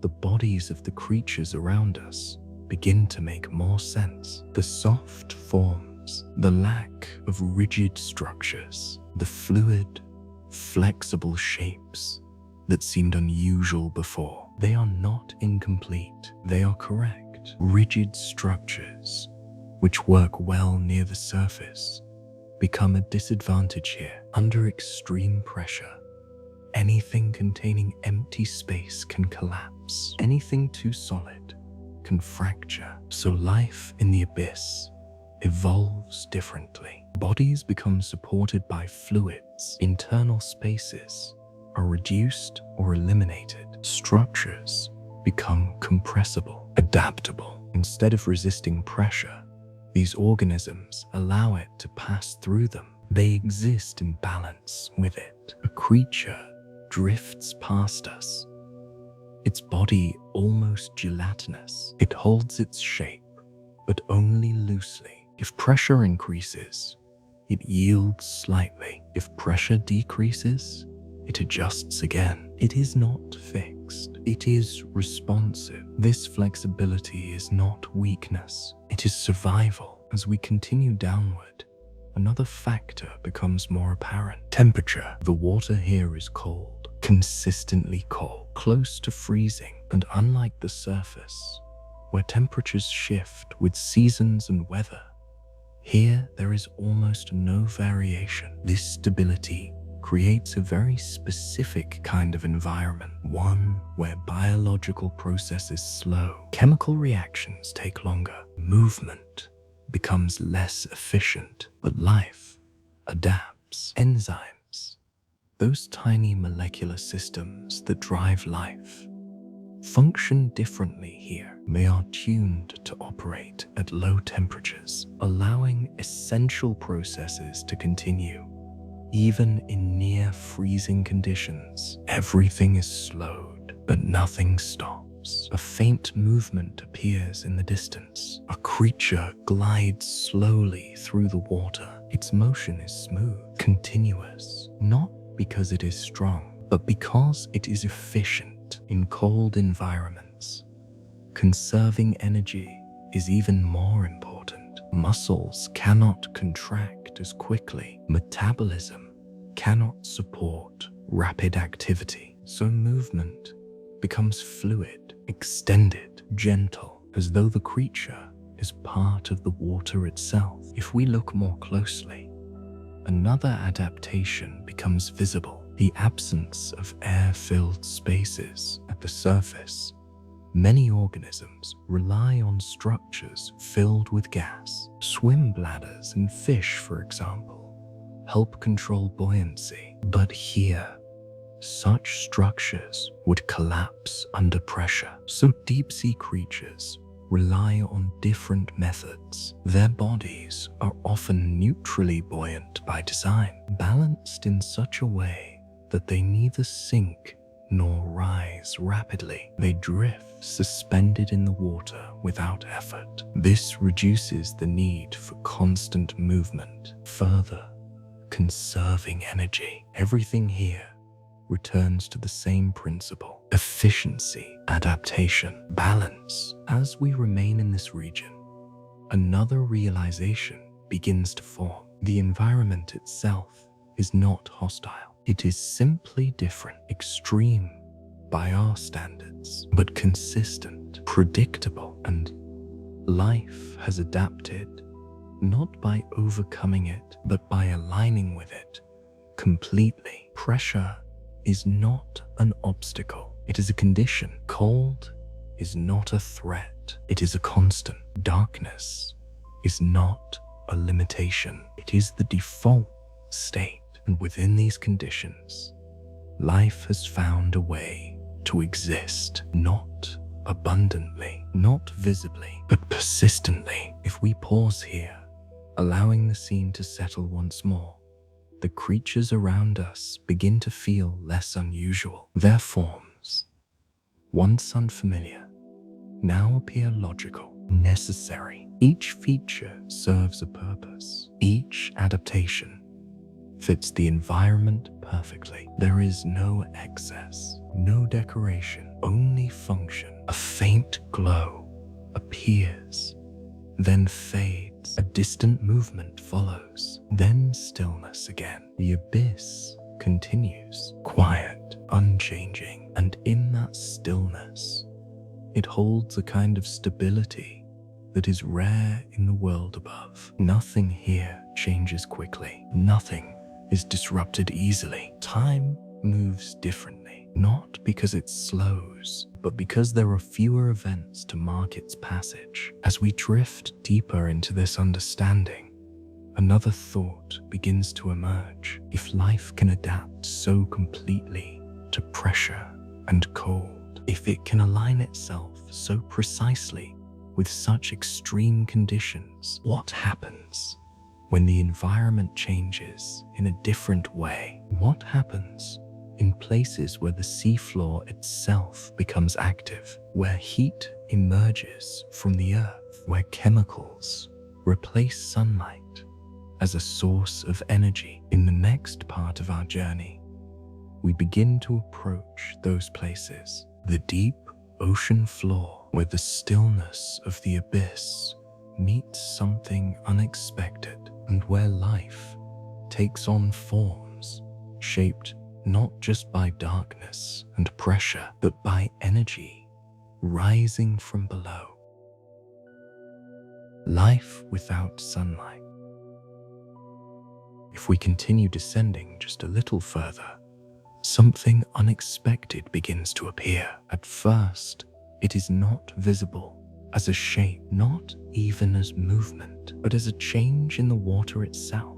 The stillness remains, the darkness is complete, and yet the environment feels different. A faint shimmer passes through the water, not light, not exactly, but something that suggests activity. As we move closer, the source begins to reveal itself. Below us, the seafloor slowly comes into view, not flat, not empty, but textured, uneven, a landscape shaped over time by forces far below the ocean itself. And from that seafloor, something rises, not a creature, not a drifting form, but a column, a slow, continuous plume moving upward through the water, dark at first, then faintly illuminated by the subtle reactions happening within it. This is a hydrothermal vent, an opening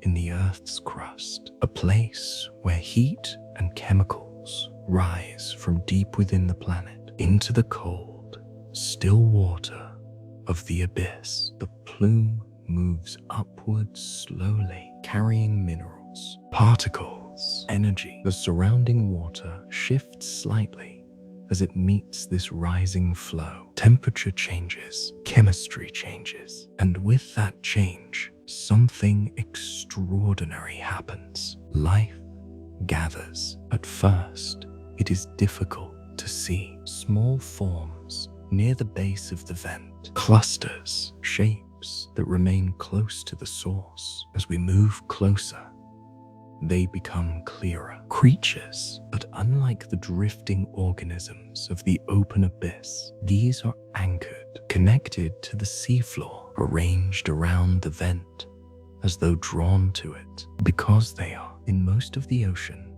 life depends on energy that comes from above, from sunlight, from the surface. But here, in this place, energy comes from below, from the earth itself. Chemicals released from the vent provide the foundation for an entirely different kind of ecosystem, one that does not rely on light. At the base of this system are microscopic organisms, too small to see clearly, and yet essential. They use chemical energy rather than sunlight to produce the nutrients that support other life. This process is quiet, invisible, but constant, and from it, a system forms. Larger organisms gather around the vent, some with elongated bodies, some with protective outer layers, many with shapes that seem unusual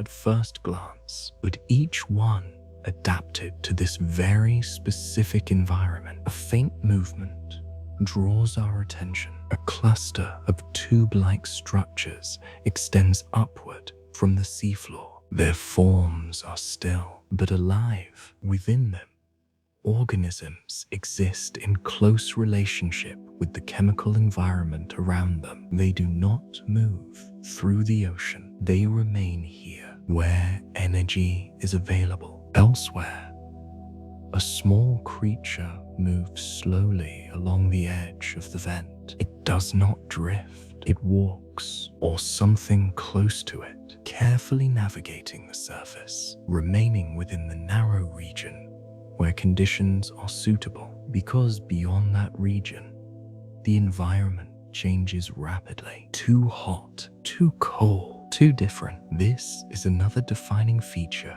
of these deep-sea vent systems. They are localized, isolated, small pockets of life in an otherwise vast and quiet abyss. And within those pockets, activity increases, not chaotic, but more concentrated, more frequent. Compared to the surrounding darkness, this feels almost active. And yet, even here, the same principles apply. Efficiency, adaptation, balance. The creatures do not waste energy. They do not move without reason. They remain where conditions support them. They take what is available and they continue. If we remain here, observing this system, something remarkable becomes clear. Life does not require sunlight. Not always. It requires energy, and energy can come from different sources, from above or from below, from light or from chemistry. The deep ocean reveals that life is more flexible than we often imagine, more capable of adapting to conditions that seem at first impossible. As we watch the slow movement around the vent, the contrast becomes clear. Above us, the abyss stretches into quiet darkness, still, sparse, measured. And here, at the seafloor, a different rhythm exists. Not faster, but more concentrated. A gathering of life around a source of energy. A system built not on falling particles, but on rising heat. If we pause here, allowing the scene to settle into our awareness, the significance of this place becomes deeper. This is not just an unusual environment. It is a reminder that life does not follow a single path. It adapts, finds new ways to exist, new ways to continue, even in places where light has never reached, even in places where conditions seem extreme. The ocean holds these systems quietly, hidden, unseen, operating continuously beneath the surface of the world above. As we prepare to move away from this place, another thought begins to form. If life can exist here, in darkness, in pressure, in cold, and powered by the earth itself, then where else might it exist? In what other hidden environments on this planet or beyond it? In the next part of our journey, we begin to move toward a quiet conclusion, a reflection on what the deep ocean reveals, not just about the sea, but about the nature of life itself. The deepest reflection. If we remain here just a little longer, near the quiet activity of the seafloor, something begins to settle in a different way, not as observation, but as understanding. Everything we have seen, the drifting lights of the midnight zone, the stillness of the abyss, the life gathered around unseen energy rising from the earth, all of it begins to connect, not as separate places, but as parts of a single system, a continuous world, layered in depth rather than distance. Above us, the ocean continues, layer upon layer, each one shaped by different conditions, each one holding its own form of life. And below us, it continues as well, deeper still, beyond what we have seen. If we pause here, allowing the movement around the vent to fade into the background, the contrast becomes clear. Life does not require one specific condition. It does not depend on one source. It does not follow a single path. Instead, it adapts quietly, consistently, finding ways to exist in environments that, at first, seem impossible. In darkness, in pressure, in cold, in isolation, and even here, without sunlight, life continues, not dramatically, not visibly, but persistently. This is perhaps the most subtle truth of the deep ocean. Life does not need to be obvious to be present. It does not need to be abundant to be sustained. It only needs to be balanced with its environment. And when that balance is achieved, it continues. As we drift slowly away from the vent, the concentrated activity begins to fade. The shapes become less defined, the movement less frequent, the light less noticeable, until once again, the abyss surrounds us, wide, quiet, unbroken. The seafloor stretches beneath us, not empty, but still a vast landscape that holds more than we can see, more than we can easily understand. And yet, it remains calm, unchanging, patient. As we move slightly higher, the vent disappears into the darkness behind us. Its presence remains part of the system, but no longer visible. And with it gone, the ocean returns to its most familiar state, stillness. If we remain here, suspended between what we have seen and what lies below, a final realization begins to form. The deep ocean is not defined by extremes, not by darkness alone, not by pressure, not by cold. It is defined by continuity, by the ability of life to persist across all of these conditions, without interruption, without demand, simply continuing. The surface world above is full of change. Light shifts, seasons pass, environments transform. But here, in the deep, time stretches differently, not because it moves slower, but because there are fewer changes to mark its passage. The same conditions remain, the same patterns continue, and within that stability, life endures. As we prepare to continue our descent, the ocean below us feels different now, not unknown, not distant, but waiting. There are still places deeper than this, regions where the seafloor drops further, where pressure increases again, where life becomes even more specialized, more hidden, and where the environment approaches the limits of what can be sustained. These are the deepest parts of the ocean, the trenches, places where the earth itself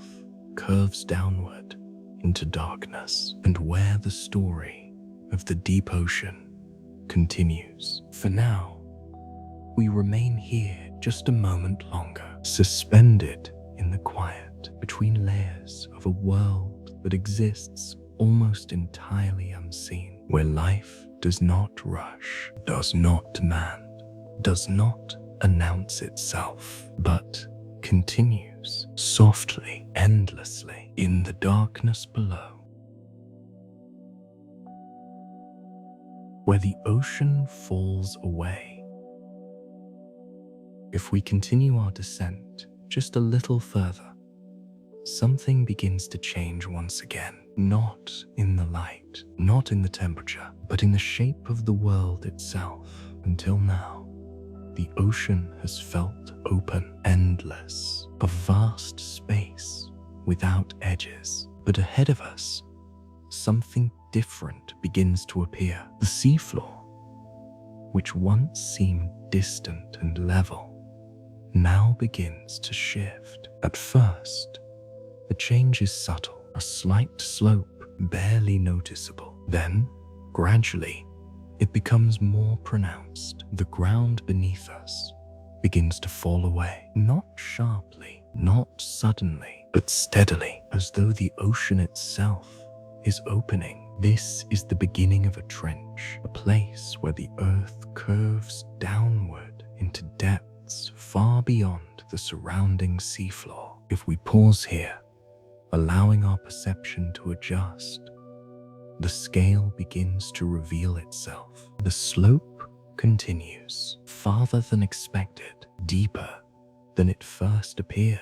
And as we follow it, the ocean begins to feel less like a space and more like a descent, a quiet, continuous movement downward. The walls of the trench rise slowly on either side, not close, but present, distant boundaries in an otherwise open darkness. The deeper we move, the more those boundaries seem to stretch upward until they disappear into darkness above us. The trench becomes a corridor, a vast, submerged valley, one that extends deeper than mountains, a tall above the surface. And yet, Here, everything remains quiet, still, unchanging. The water does not rush into this space. It does not swirl or churn. It simply fills it calmly, completely, as though the trench has always been here and always will be. If we continue descending along this slope, the sense of depth becomes difficult to grasp. There are no clear reference points, no trees, no structures, no familiar shapes, only the slow curve of the earth beneath us and the darkness surrounding it. A faint movement appears along the slope, small, subtle, a creature moving close to the seafloor. It does not swim through open water. It remains near the ground, following the contours of the trench. Its body is adapted to this environment, low, flexible, designed to exist in close contact with the surface below. This is another shift in the layers above. Many organisms drifted, suspended, but here, near the trench, life becomes more connected to the seafloor. Not all of it, but more than before. The ground becomes part of the environment again, a surface, a boundary, a place where particles settle, where energy accumulates, however slowly. If we look closely at the sediment beneath us, it appears soft, fine, a thin layer of material that has settled over long periods of time. Each particle falling from above, one by one, over years, over centuries, forming a quiet record of everything that has passed through the ocean above. Nothing is rushed here. Everything arrives slowly, and everything remains. As we descend further, another change begins to take shape. The pressure increases again, more than before. More than in the abyss above. The weight of the ocean presses inward from all directions, constant, immense, and yet the creatures here remain, not struggling, not resisting, but fully adapted. A small, fish-like form appears in the distance. Its body is delicate, almost fragile in appearance, yet it moves with calm precision along the trench floor. Its structure is different from the creatures above, lighter, less rigid, more fluid, as though even the concept of strength has been redefined here. Strength is not resistance, it is compatibility, the ability to exist within the pressure rather than against it. As we move deeper into the trench, the light, already faint, becomes almost non-existent. Even bioluminescence appears less frequently. The darkness here feels deeper, more complete, not because it is different in kind, but because there is so little to interrupt it. The ocean has reached a point where even its own signals are reduced. And in that reduction, the environment becomes even more still. If we pause here, allowing the silence to settle fully, the trench reveals its most defining quality: depth. Not just physical depth, but experiential. A sense that we are far removed from the world above, far from light, far from movement, far from anything familiar. And yet, not alone. Life is still here, sparse, quiet, but present. A faint trace of movement appears along the slope, then disappears. A subtle shift in the sediment, then stillness again. Everything happens slowly, as though the ocean itself is moving at a different pace. And perhaps, in this place, it is. Time stretches, moments extend.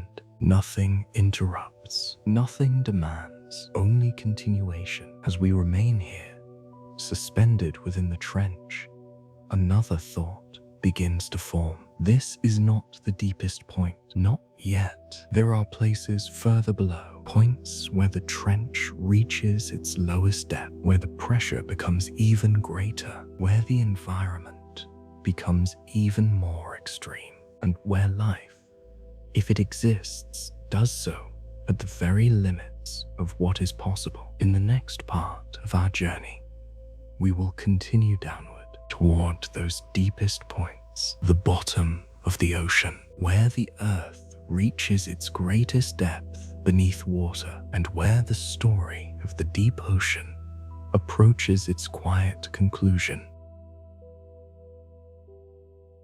At the deepest point,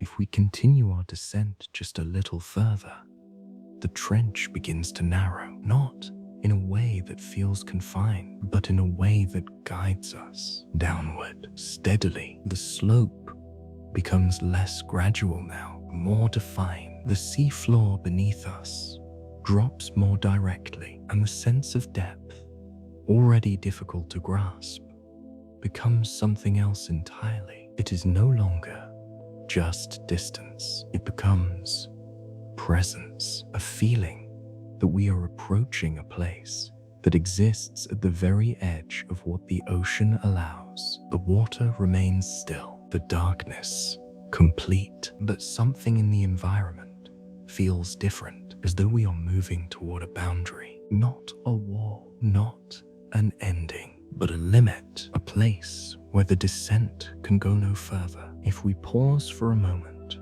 allowing the space around us to settle, the scale begins to reveal itself again. The walls of the trench rise far above, invisible beyond a certain height. The floor below continues to fall, but more slowly now, as though the ocean is preparing to level out. The final stretch, a long, quiet approach. As we move closer, the seafloor begins to appear more clearly, not as a distant surface, but as a presence beneath us, flat in some places, gently curved in others, covered in fine sediment that has settled over immense periods of time. This is the deepest part of the ocean, a place few have ever reached, a place where the pressure is immense beyond ordinary understanding, and yet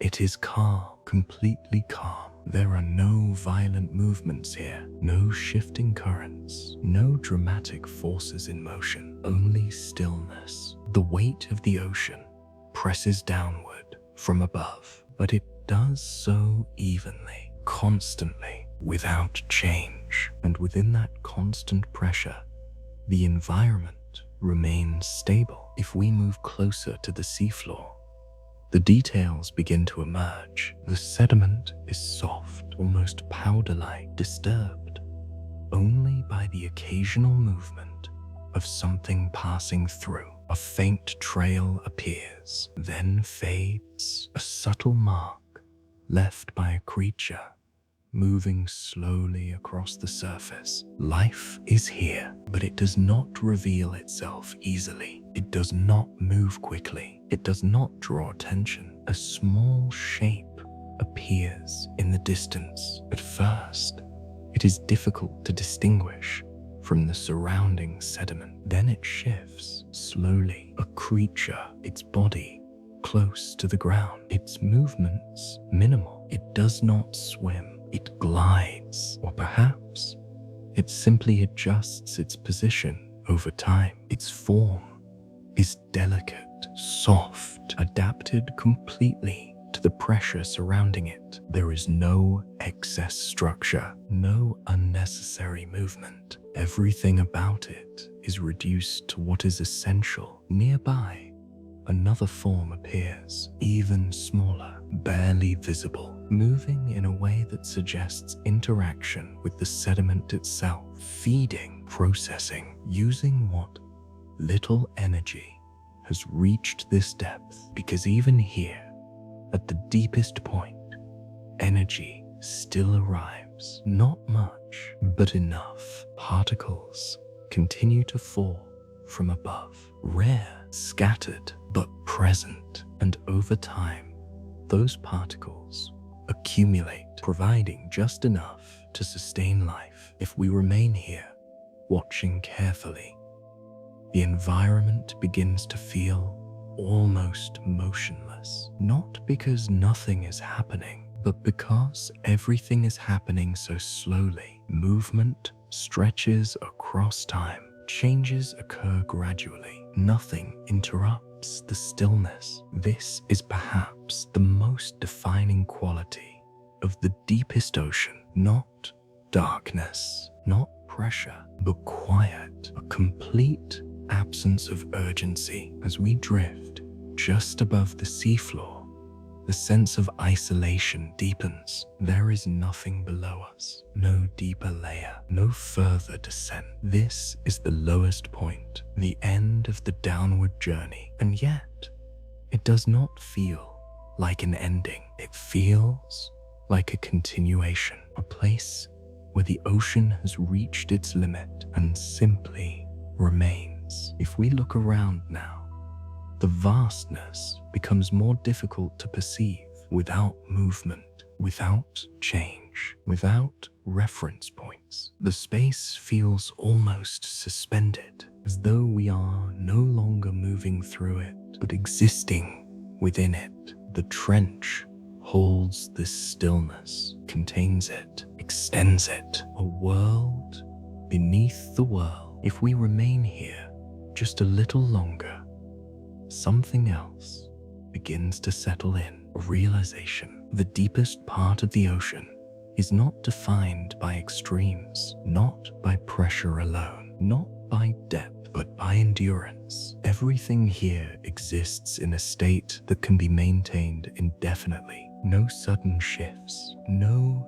instability, only continuity. Life persists, not through strength, but through alignment with this environment, complete, unquestioned. As we begin, slowly, to rise from this deepest point, the seafloor does not disappear quickly. It remains visible for longer than expected, a quiet presence beneath us. Then gradually, it fades into darkness once more. The trench opens again, the space widens, and the sense of depth begins to soften. But something remains, the memory of stillness, of a place where the ocean reaches its deepest point and simply continues. In the next part of our journey, we begin to move away from this depth, not upward all at once, but gently, allowing the layers of the ocean to return, and with them,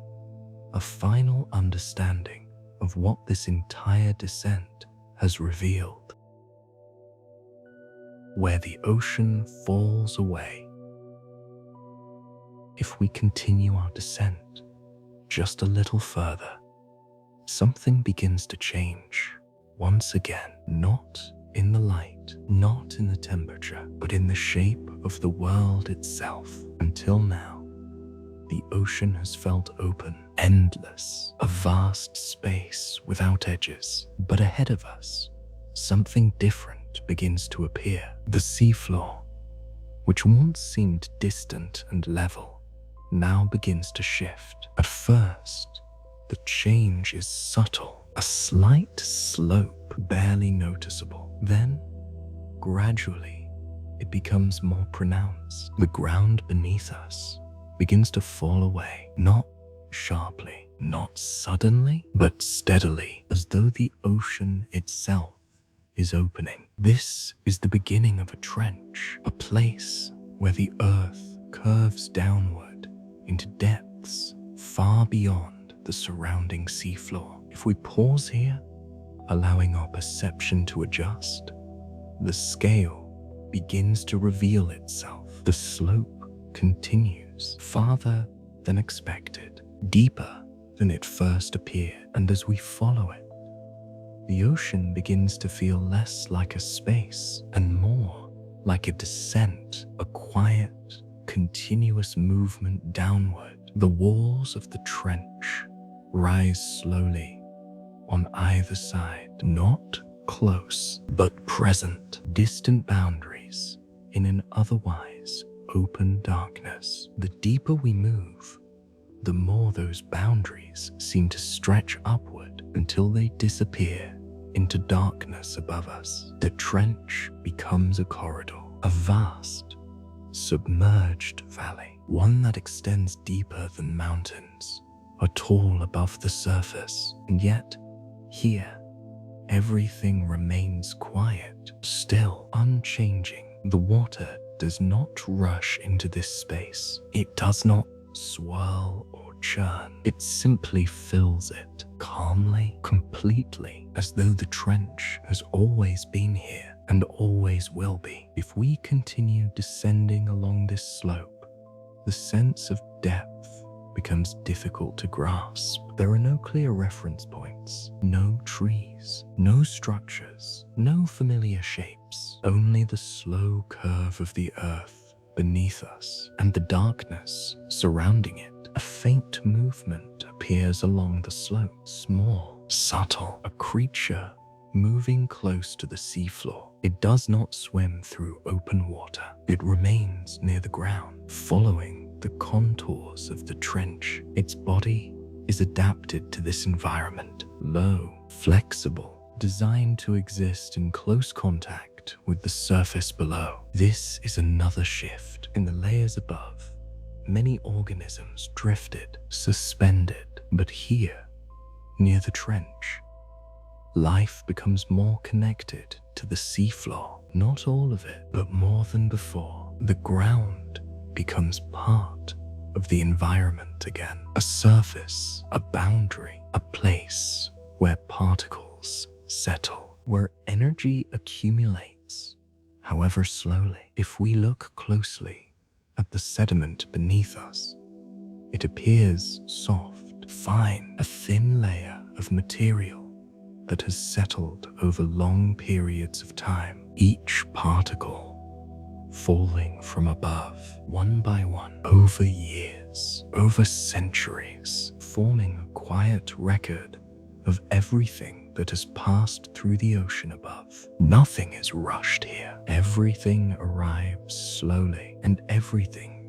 remains. As we descend further, another change begins to take shape. The pressure increases again, more than before, more than in the abyss above. The weight of the ocean presses inward from all directions, constant, immense, and yet the creatures here remain, not struggling, not resisting, but fully adapted. A small fish-like form appears in the distance. Its body is delicate, almost fragile in appearance, yet it moves with calm precision along the trench floor. Its structure is different from the creatures above, lighter, less rigid, more fluid, as though even the concept of strength has been redefined here. Strength is not resistance. It is compatibility, the ability to exist within the pressure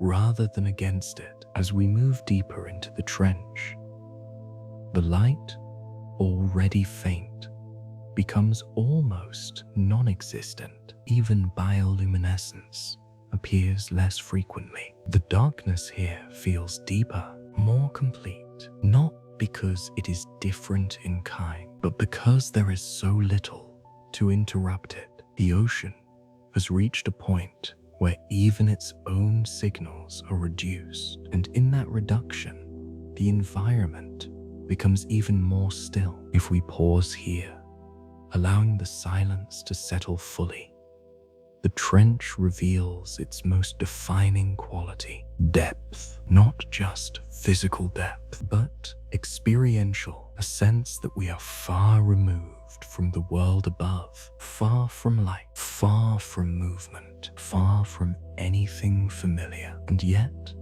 not alone. Life is still here, sparse, quiet, but present. A faint trace of movement appears along the slope, then disappears. A subtle shift in the sediment, then stillness again. Everything happens slowly, as though the ocean itself is moving at a different pace, and perhaps In this place, it is. Time stretches, moments extend, nothing interrupts, nothing demands, only continuation. As we remain here, suspended within the trench, another thought begins to form. This is not the deepest point. Not yet. There are places further below, points where the trench reaches its lowest depth, where the pressure becomes even greater, where the environment becomes even more extreme, and where life, if it exists, does so at the very limits of what is possible. In the next part of our journey, we will continue downward toward those deepest points, the bottom of the ocean, where the earth reaches its greatest depth beneath water, and where the story of the deep ocean approaches its quiet conclusion. Life at the edge of limits. If we remain here for a moment longer, just above the deepest floor of the ocean, something begins to settle into a quieter understanding. What we are seeing is not just life in an extreme place. It is life at its limit, not a limit in the sense of ending, but a boundary, a point where conditions approach the edge of what can be sustained. And yet, even here, life continues. If we look closely at the creatures that move across this seafloor, their forms begin to feel different from anything we have seen before. Not just adapted, but simplified, refined, as though everything unnecessary has been gradually removed over time. Their bodies are soft, flexible, often small, designed not for strength or speed, but for persistence. A small organism moves slowly along the sediment, its path barely visible, its movement so gentle that it seems more like a shift than a motion. It is not searching in the way we might expect. It is interacting, processing the environment around it, taking in what little is available, extracting what it can, then continuing. There is no urgency, because urgency has no place here in an environment where energy arrives slowly and in such small amounts. Survival depends on reducing need to its lowest possible level. Some of these organisms consume the sediment itself, not for the sediment, but for the microscopic life and organic material contained within it. Each movement gathers a small amount. Each interaction provides a small return, and over time, those small returns are enough. Elsewhere, another creature remains almost completely still, its body partially embedded in the soft seafloor, only a small portion visible. It does not move, not because it cannot, but because it does not need to. In this environment, stillness can be a form of activity, a strategy, a way of conserving energy while remaining present for whatever may pass. If something drifts close enough, it responds slowly, efficiently, without waste. If not, it remains unchanged. This is one of the most striking aspects of life at this depth, the absence of excess. Nothing here is built for display. Nothing is exaggerated. Every feature exists for a reason. Every action serves a purpose. Even reproduction, which is essential for continuation, happens in ways that reflect the environment, not frequently, not in large numbers, but carefully over longer periods of time, because every investment of energy must be balanced against the need to survive. If we remain here, observing the quiet movement across the seafloor, another realization begins to form. Life at this depth is not fragile. It is resilient, not because it is strong, but because it is stable. It does not depend on changing conditions. It does not rely on abundance. It exists within a narrow range of possibilities and remains there for long periods of time, sometimes longer than we can easily imagine. A faint disturbance moves across the sediment, then settles, a small trace of movement that leaves no lasting change. The environment returns to stillness almost immediately. This is another feature of the deepest ocean. Nothing is easily disrupted, not because nothing happens, but because everything happens slowly enough to be absorbed. The system does not react dramatically. It adjusts quietly and continues. If we look around now, the sense of isolation deepens even further. There are fewer visible forms, fewer movements, longer stretches of stillness, and yet the presence of life remains subtle, persistent enough. The deepest parts of the ocean do not support a wide range of activity, but they do support continuity. Life does not expand here, it endures, and in that endurance, it reveals something fundamental. The limits of life are not defined only by conditions. They are defined by adaptability, by the ability to align with those conditions, however extreme they may be. If we remain here just a little longer, the environment begins to feel almost complete in its stillness. Nothing is missing, nothing is required. Everything that exists here is enough for the system to continue, and that is all it needs. As we begin slowly to move away from this deepest layer, the seafloor starts to fade into the darkness behind us, not disappearing suddenly, but gradually, until it becomes part of the unseen once more. And as it does, another thought begins to form. We have reached the deepest point. We have seen the limits. But the ocean as a whole is not defined by its deepest place. It is defined by the connection between all its layers, from the surface to the depths and everything in between. In the next part of our journey, we begin to move gently upward, not as a return, but as a reflection, a way of understanding what this descent has revealed and what it tells us about life far beyond the ocean itself. The long return.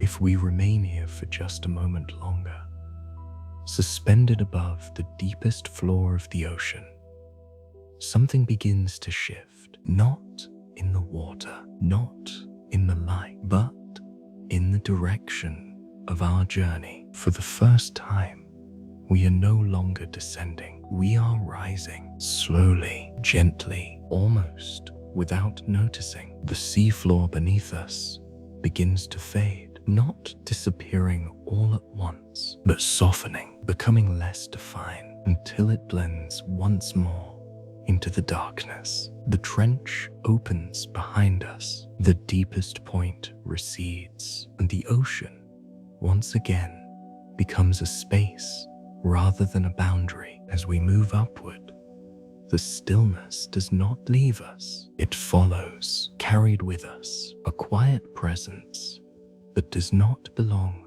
only to the deepest places, but to the ocean as a whole. A faint glow appears in the distance, then another, far above, barely visible. The first signs of the layers we passed through before, but they feel different now, not unfamiliar, not unknown. We have seen where they lead. We have seen what lies below them, and so they no longer feel like separate worlds. They feel connected, part of a single continuous descent, and now a single continuous return. If we pause here just for a moment, something becomes clear. The journey downward was not about reaching a place. It was about understanding a process, a gradual shift from light to darkness, from movement to stillness, from abundance to sufficiency. Each layer did not replace the one above it. It revealed something deeper, something quieter, something more essential. As we continue rising, the water begins to feel less dense with stillness, not more active, but slightly more varied. The faint pulses of light return, soft, distant. The drifting particles appear more frequently again. The signs of life become easier to notice, and yet nothing feels faster. Nothing feels urgent, because something has changed, not in the ocean, but in the way we experience it. The deeper we went, the more the rhythm of the ocean slowed. And now, even as we rise, that rhythm remains with us. Everything still feels measured, calm, unforced. If we look back,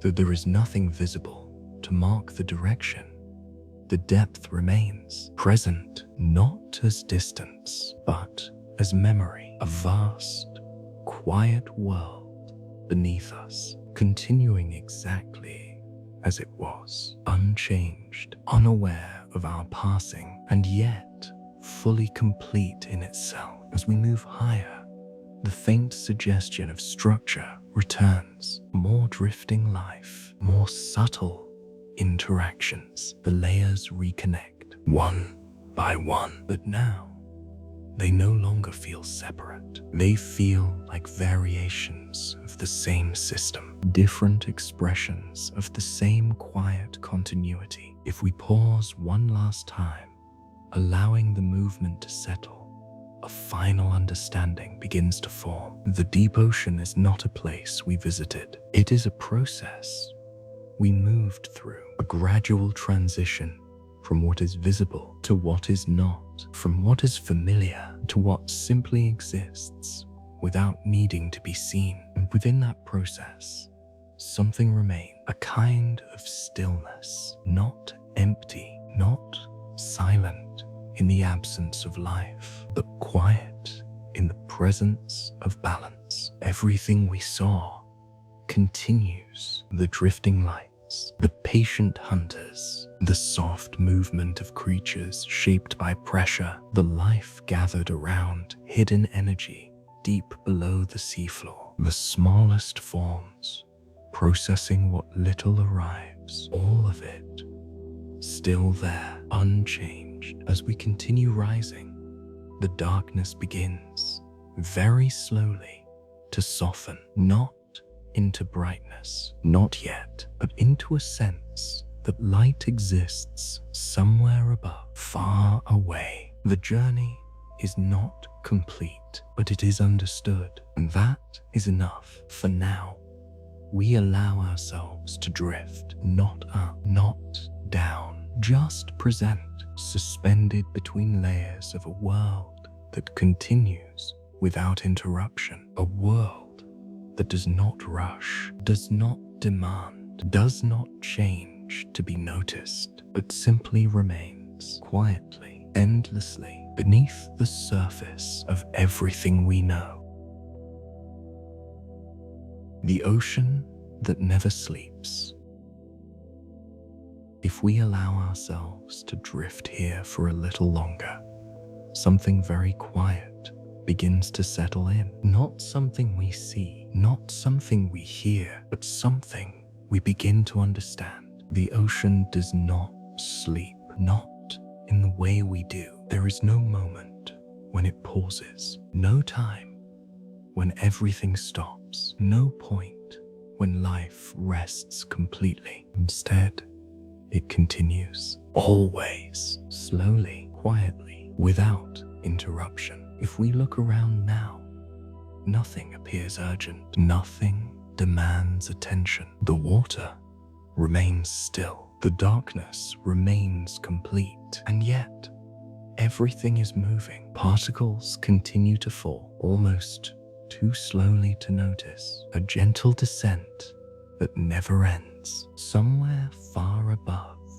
something drifts, breaks apart, begins its long journey downward. And here, at this depth, that journey continues, a constant flow, unseen, unbroken. If we remain still, allowing our attention to soften, we begin to notice that even the smallest movements are part of something larger. A drifting organism shifts slightly, not to go somewhere, but to remain balanced. A faint pulse of light appears, then fades, not as a signal, but as a moment, a brief expression of something ongoing. Nothing here begins, nothing here ends. Everything continues. In the deep ocean, there is no clear separation between activity and stillness. They exist together at the same time. The ocean is always active, but never restless, always moving, but never hurried. If we follow a single particle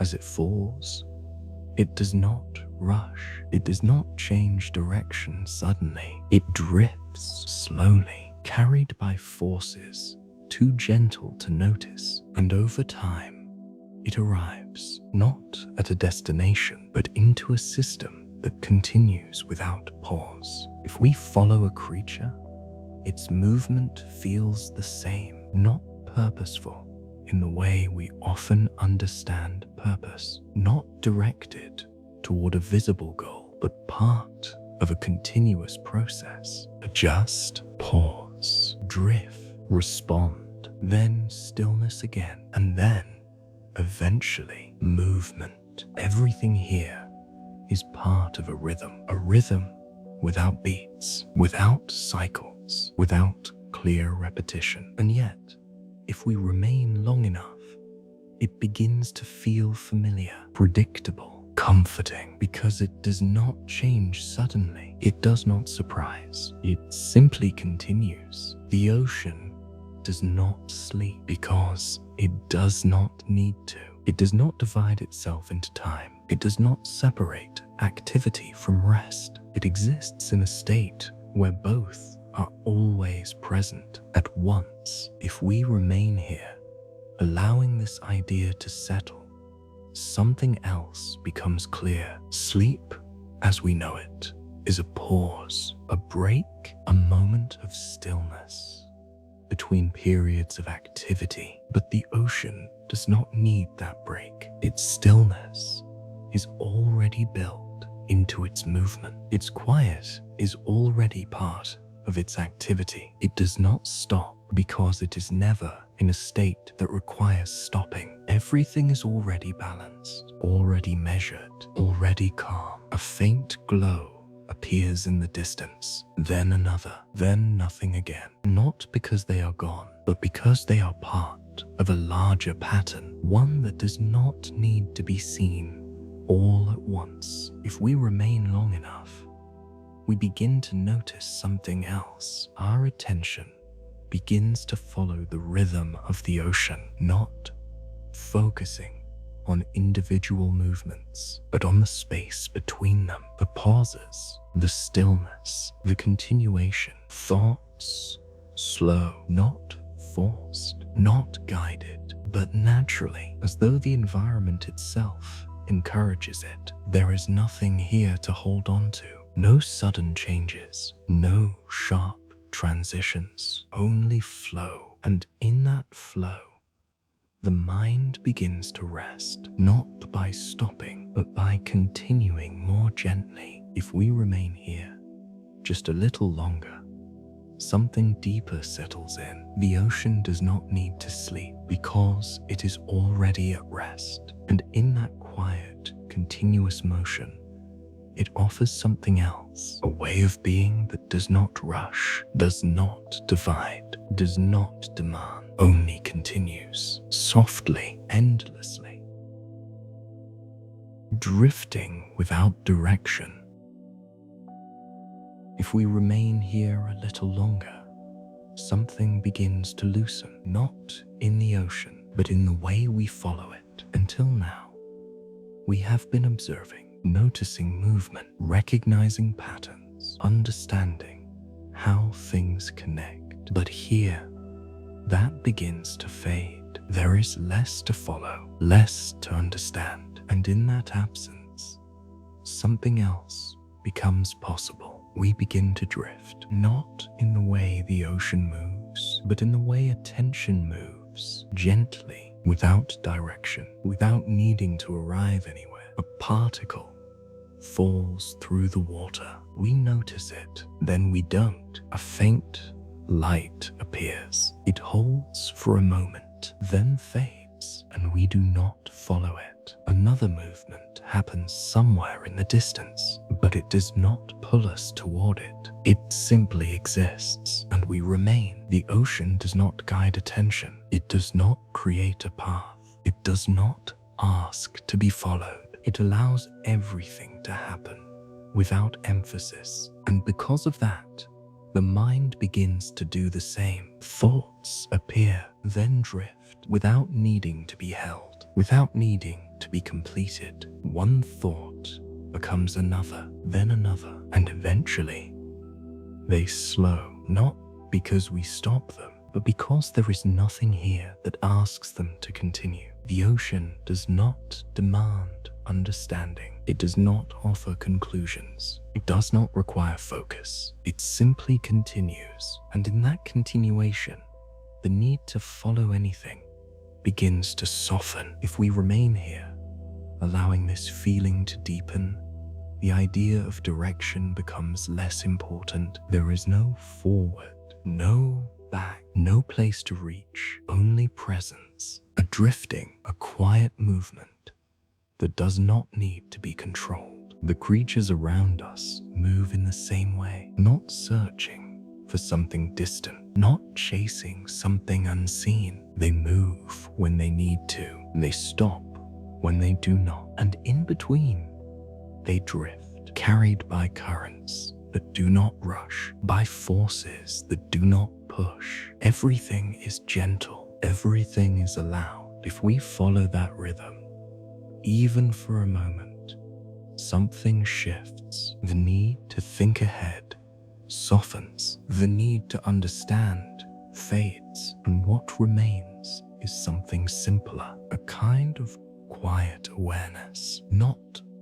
focused, not directed, just present. A faint glow appears again, then disappears. And this time, we do not follow it at all. We simply notice that it was there, and now it is not, and that is enough. The ocean does not hold on to anything. It does not keep. It does not store. Everything moves through it. Light, particles, life, all of it passing, all of it temporary, and yet the ocean remains unchanged, continuous. If we allow ourselves to follow that same pattern, even briefly, something else becomes clear. We do not need to hold on to every thought. We do not need to follow every idea. We do not need to complete every path. We can allow things to pass, just as they do here. A thought begins, then softens, then disappears. Another appears, then fades. No effort, no resistance, only movement.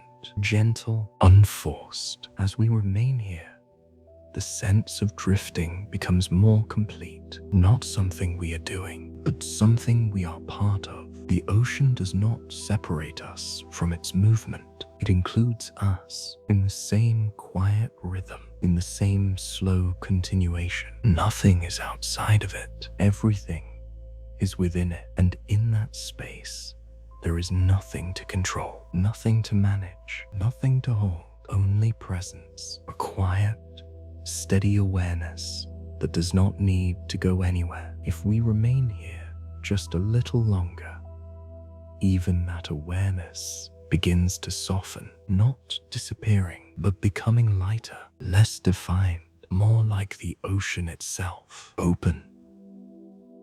Wide open, unstructured, endless. The idea of direction fades completely now. There is no path, No destination, no movement toward anything, only drifting. And in that drifting, the mind begins to rest, not because it stops, but because it no longer needs to continue. Everything slows, everything softens, everything becomes part of the same quiet flow, and the ocean continues as it always has, without direction, without urgency, without end. Letting the mind follow the ocean. If we remain here just a little longer, something becomes even softer, not in the ocean, but in the way we are with it. Until now, there was still a sense of observing, a quiet awareness of what is happening. But even that can begin to fade. There is no need to follow anything now. No need to notice every movement. No need to understand what is happening beneath the surface. The ocean does not ask for that. It does not need to be understood. It does not need to be followed. It only needs to be allowed. And in that allowance, something else becomes possible. The mind begins to move the way the ocean moves, slowly, gently, without direction, without effort. A thought appears, soft, incomplete. It does not need to be finished. It does not need to be explored. It can simply be there. Then, like a particle in the water, it drifts, fades, and is gone. Another thought follows, then another, each one lighter than the last, each one less defined, until they no longer feel like separate thoughts, but like a quiet flow, something continuous, something that does not need to be held. If we remain here, allowing this to continue, the space between thoughts becomes more noticeable, not empty, but calm, a pause that does not need to be filled, a quiet that does not need to be broken. The ocean exists in that same way, not empty, but calm, not silent, but soft. Everything is present, but nothing insists, nothing interrupts, nothing pulls attention in a single direction. And because of that, the mind begins to release its need to move quickly, to decide, to follow. It simply stays. A faint glow appears somewhere in the distance. We notice it, but only lightly. It does not pull us toward it. It does not ask us to focus. It simply exists. Then it fades, and the space it leaves behind feels just as complete. Nothing is missing. Nothing needs to return. Everything continues. If we allow ourselves to rest in this way, even for a moment, something deeper begins to happen. The boundary between what we observe and what we feel begins to soften. The ocean is no longer something outside of us. It becomes something we move with, not physically, but in rhythm, in pace, in stillness. Breathing becomes slower, not forced, not controlled, just following the quiet pattern of the moment, in and out, without effort, without thought. Each breath like a small wave, rising, falling, then returning again, the same way the ocean continues, always, without needing to change. If we remain here, the need to think about time begins to fade.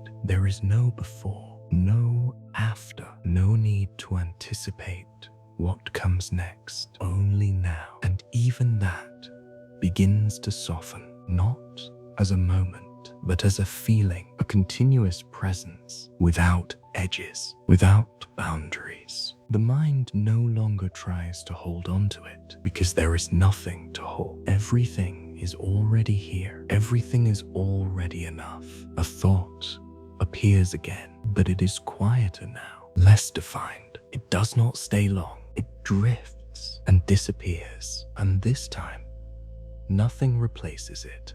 immediately. There is just space, calm, unbroken, and within that space, the ocean continues. Particles fall, creatures drift, light appears and fades, all of it happening gently, all of it happening without interruption. If we remain here just a little longer, even the sense of remaining begins to disappear. There is no effort to stay, no effort to follow, only presence. Soft, open, endless. And in that space, the mind begins to rest, not by stopping, but by becoming lighter, less defined, more like the ocean itself. Everything slows, everything softens, everything continues, and nothing needs to change. The quiet that stays. If we remain here just a little longer, there is almost nothing left to follow. The ocean continues, but we no longer need to observe it. We no longer need to notice each movement, each light, each slow drift through the water. Everything is already happening, and it will continue whether we follow it or not. The particles still fall softly, endlessly. The faint lights still appear, then fade. The creatures still move, slowly, gently, without urgency. Nothing has changed, and yet something has. There is no longer a need to understand any of it. No need to hold on to what we have seen. No need to remember each layer, each depth, each quiet transformation. The ocean does not hold on to anything, and neither do we. Everything can pass lightly, without effort, without resistance. If a thought appears, it can drift. If it fades, nothing needs to replace it. If there is stillness, it can remain. Nothing needs to move forward. Nothing needs to continue. Everything is already continuing on its own. If we allow ourselves to rest here, even for a moment longer, the sense of being separate from this place begins to soften. There is no boundary between observer and ocean, no edge where one ends and the other begins, only a shared rhythm, slow, steady, unbroken. Breathing follows that rhythm without needing to think about it, without needing to control it, in and out, like the gentle rise and fall of something far away, something that does not change, something that does not need to. The idea of time fades even further now. There is no sense of how long we have been here, no sense of what comes next, only a quiet continuation, a presence that does not move forward and does not fall behind. It simply remains. The ocean continues, softly, endlessly, and within that quiet, something else remains as well. A stillness that does not depend on where we are or what we are doing. It does not belong only to the deep ocean. It does not stay behind when we leave. It moves with us, quietly, gently, as something we can return to at any time, without effort, without searching. If this quiet has helped you feel a little more at ease, a little more settled, you are always welcome to return here. There will always be another place to drift, another quiet story, another slow descent into something calm. But for now, there is nothing more to follow, nothing more to see, nothing more to understand. Only the quiet that remains, and the ocean continuing far below, unseen, unchanging, endless.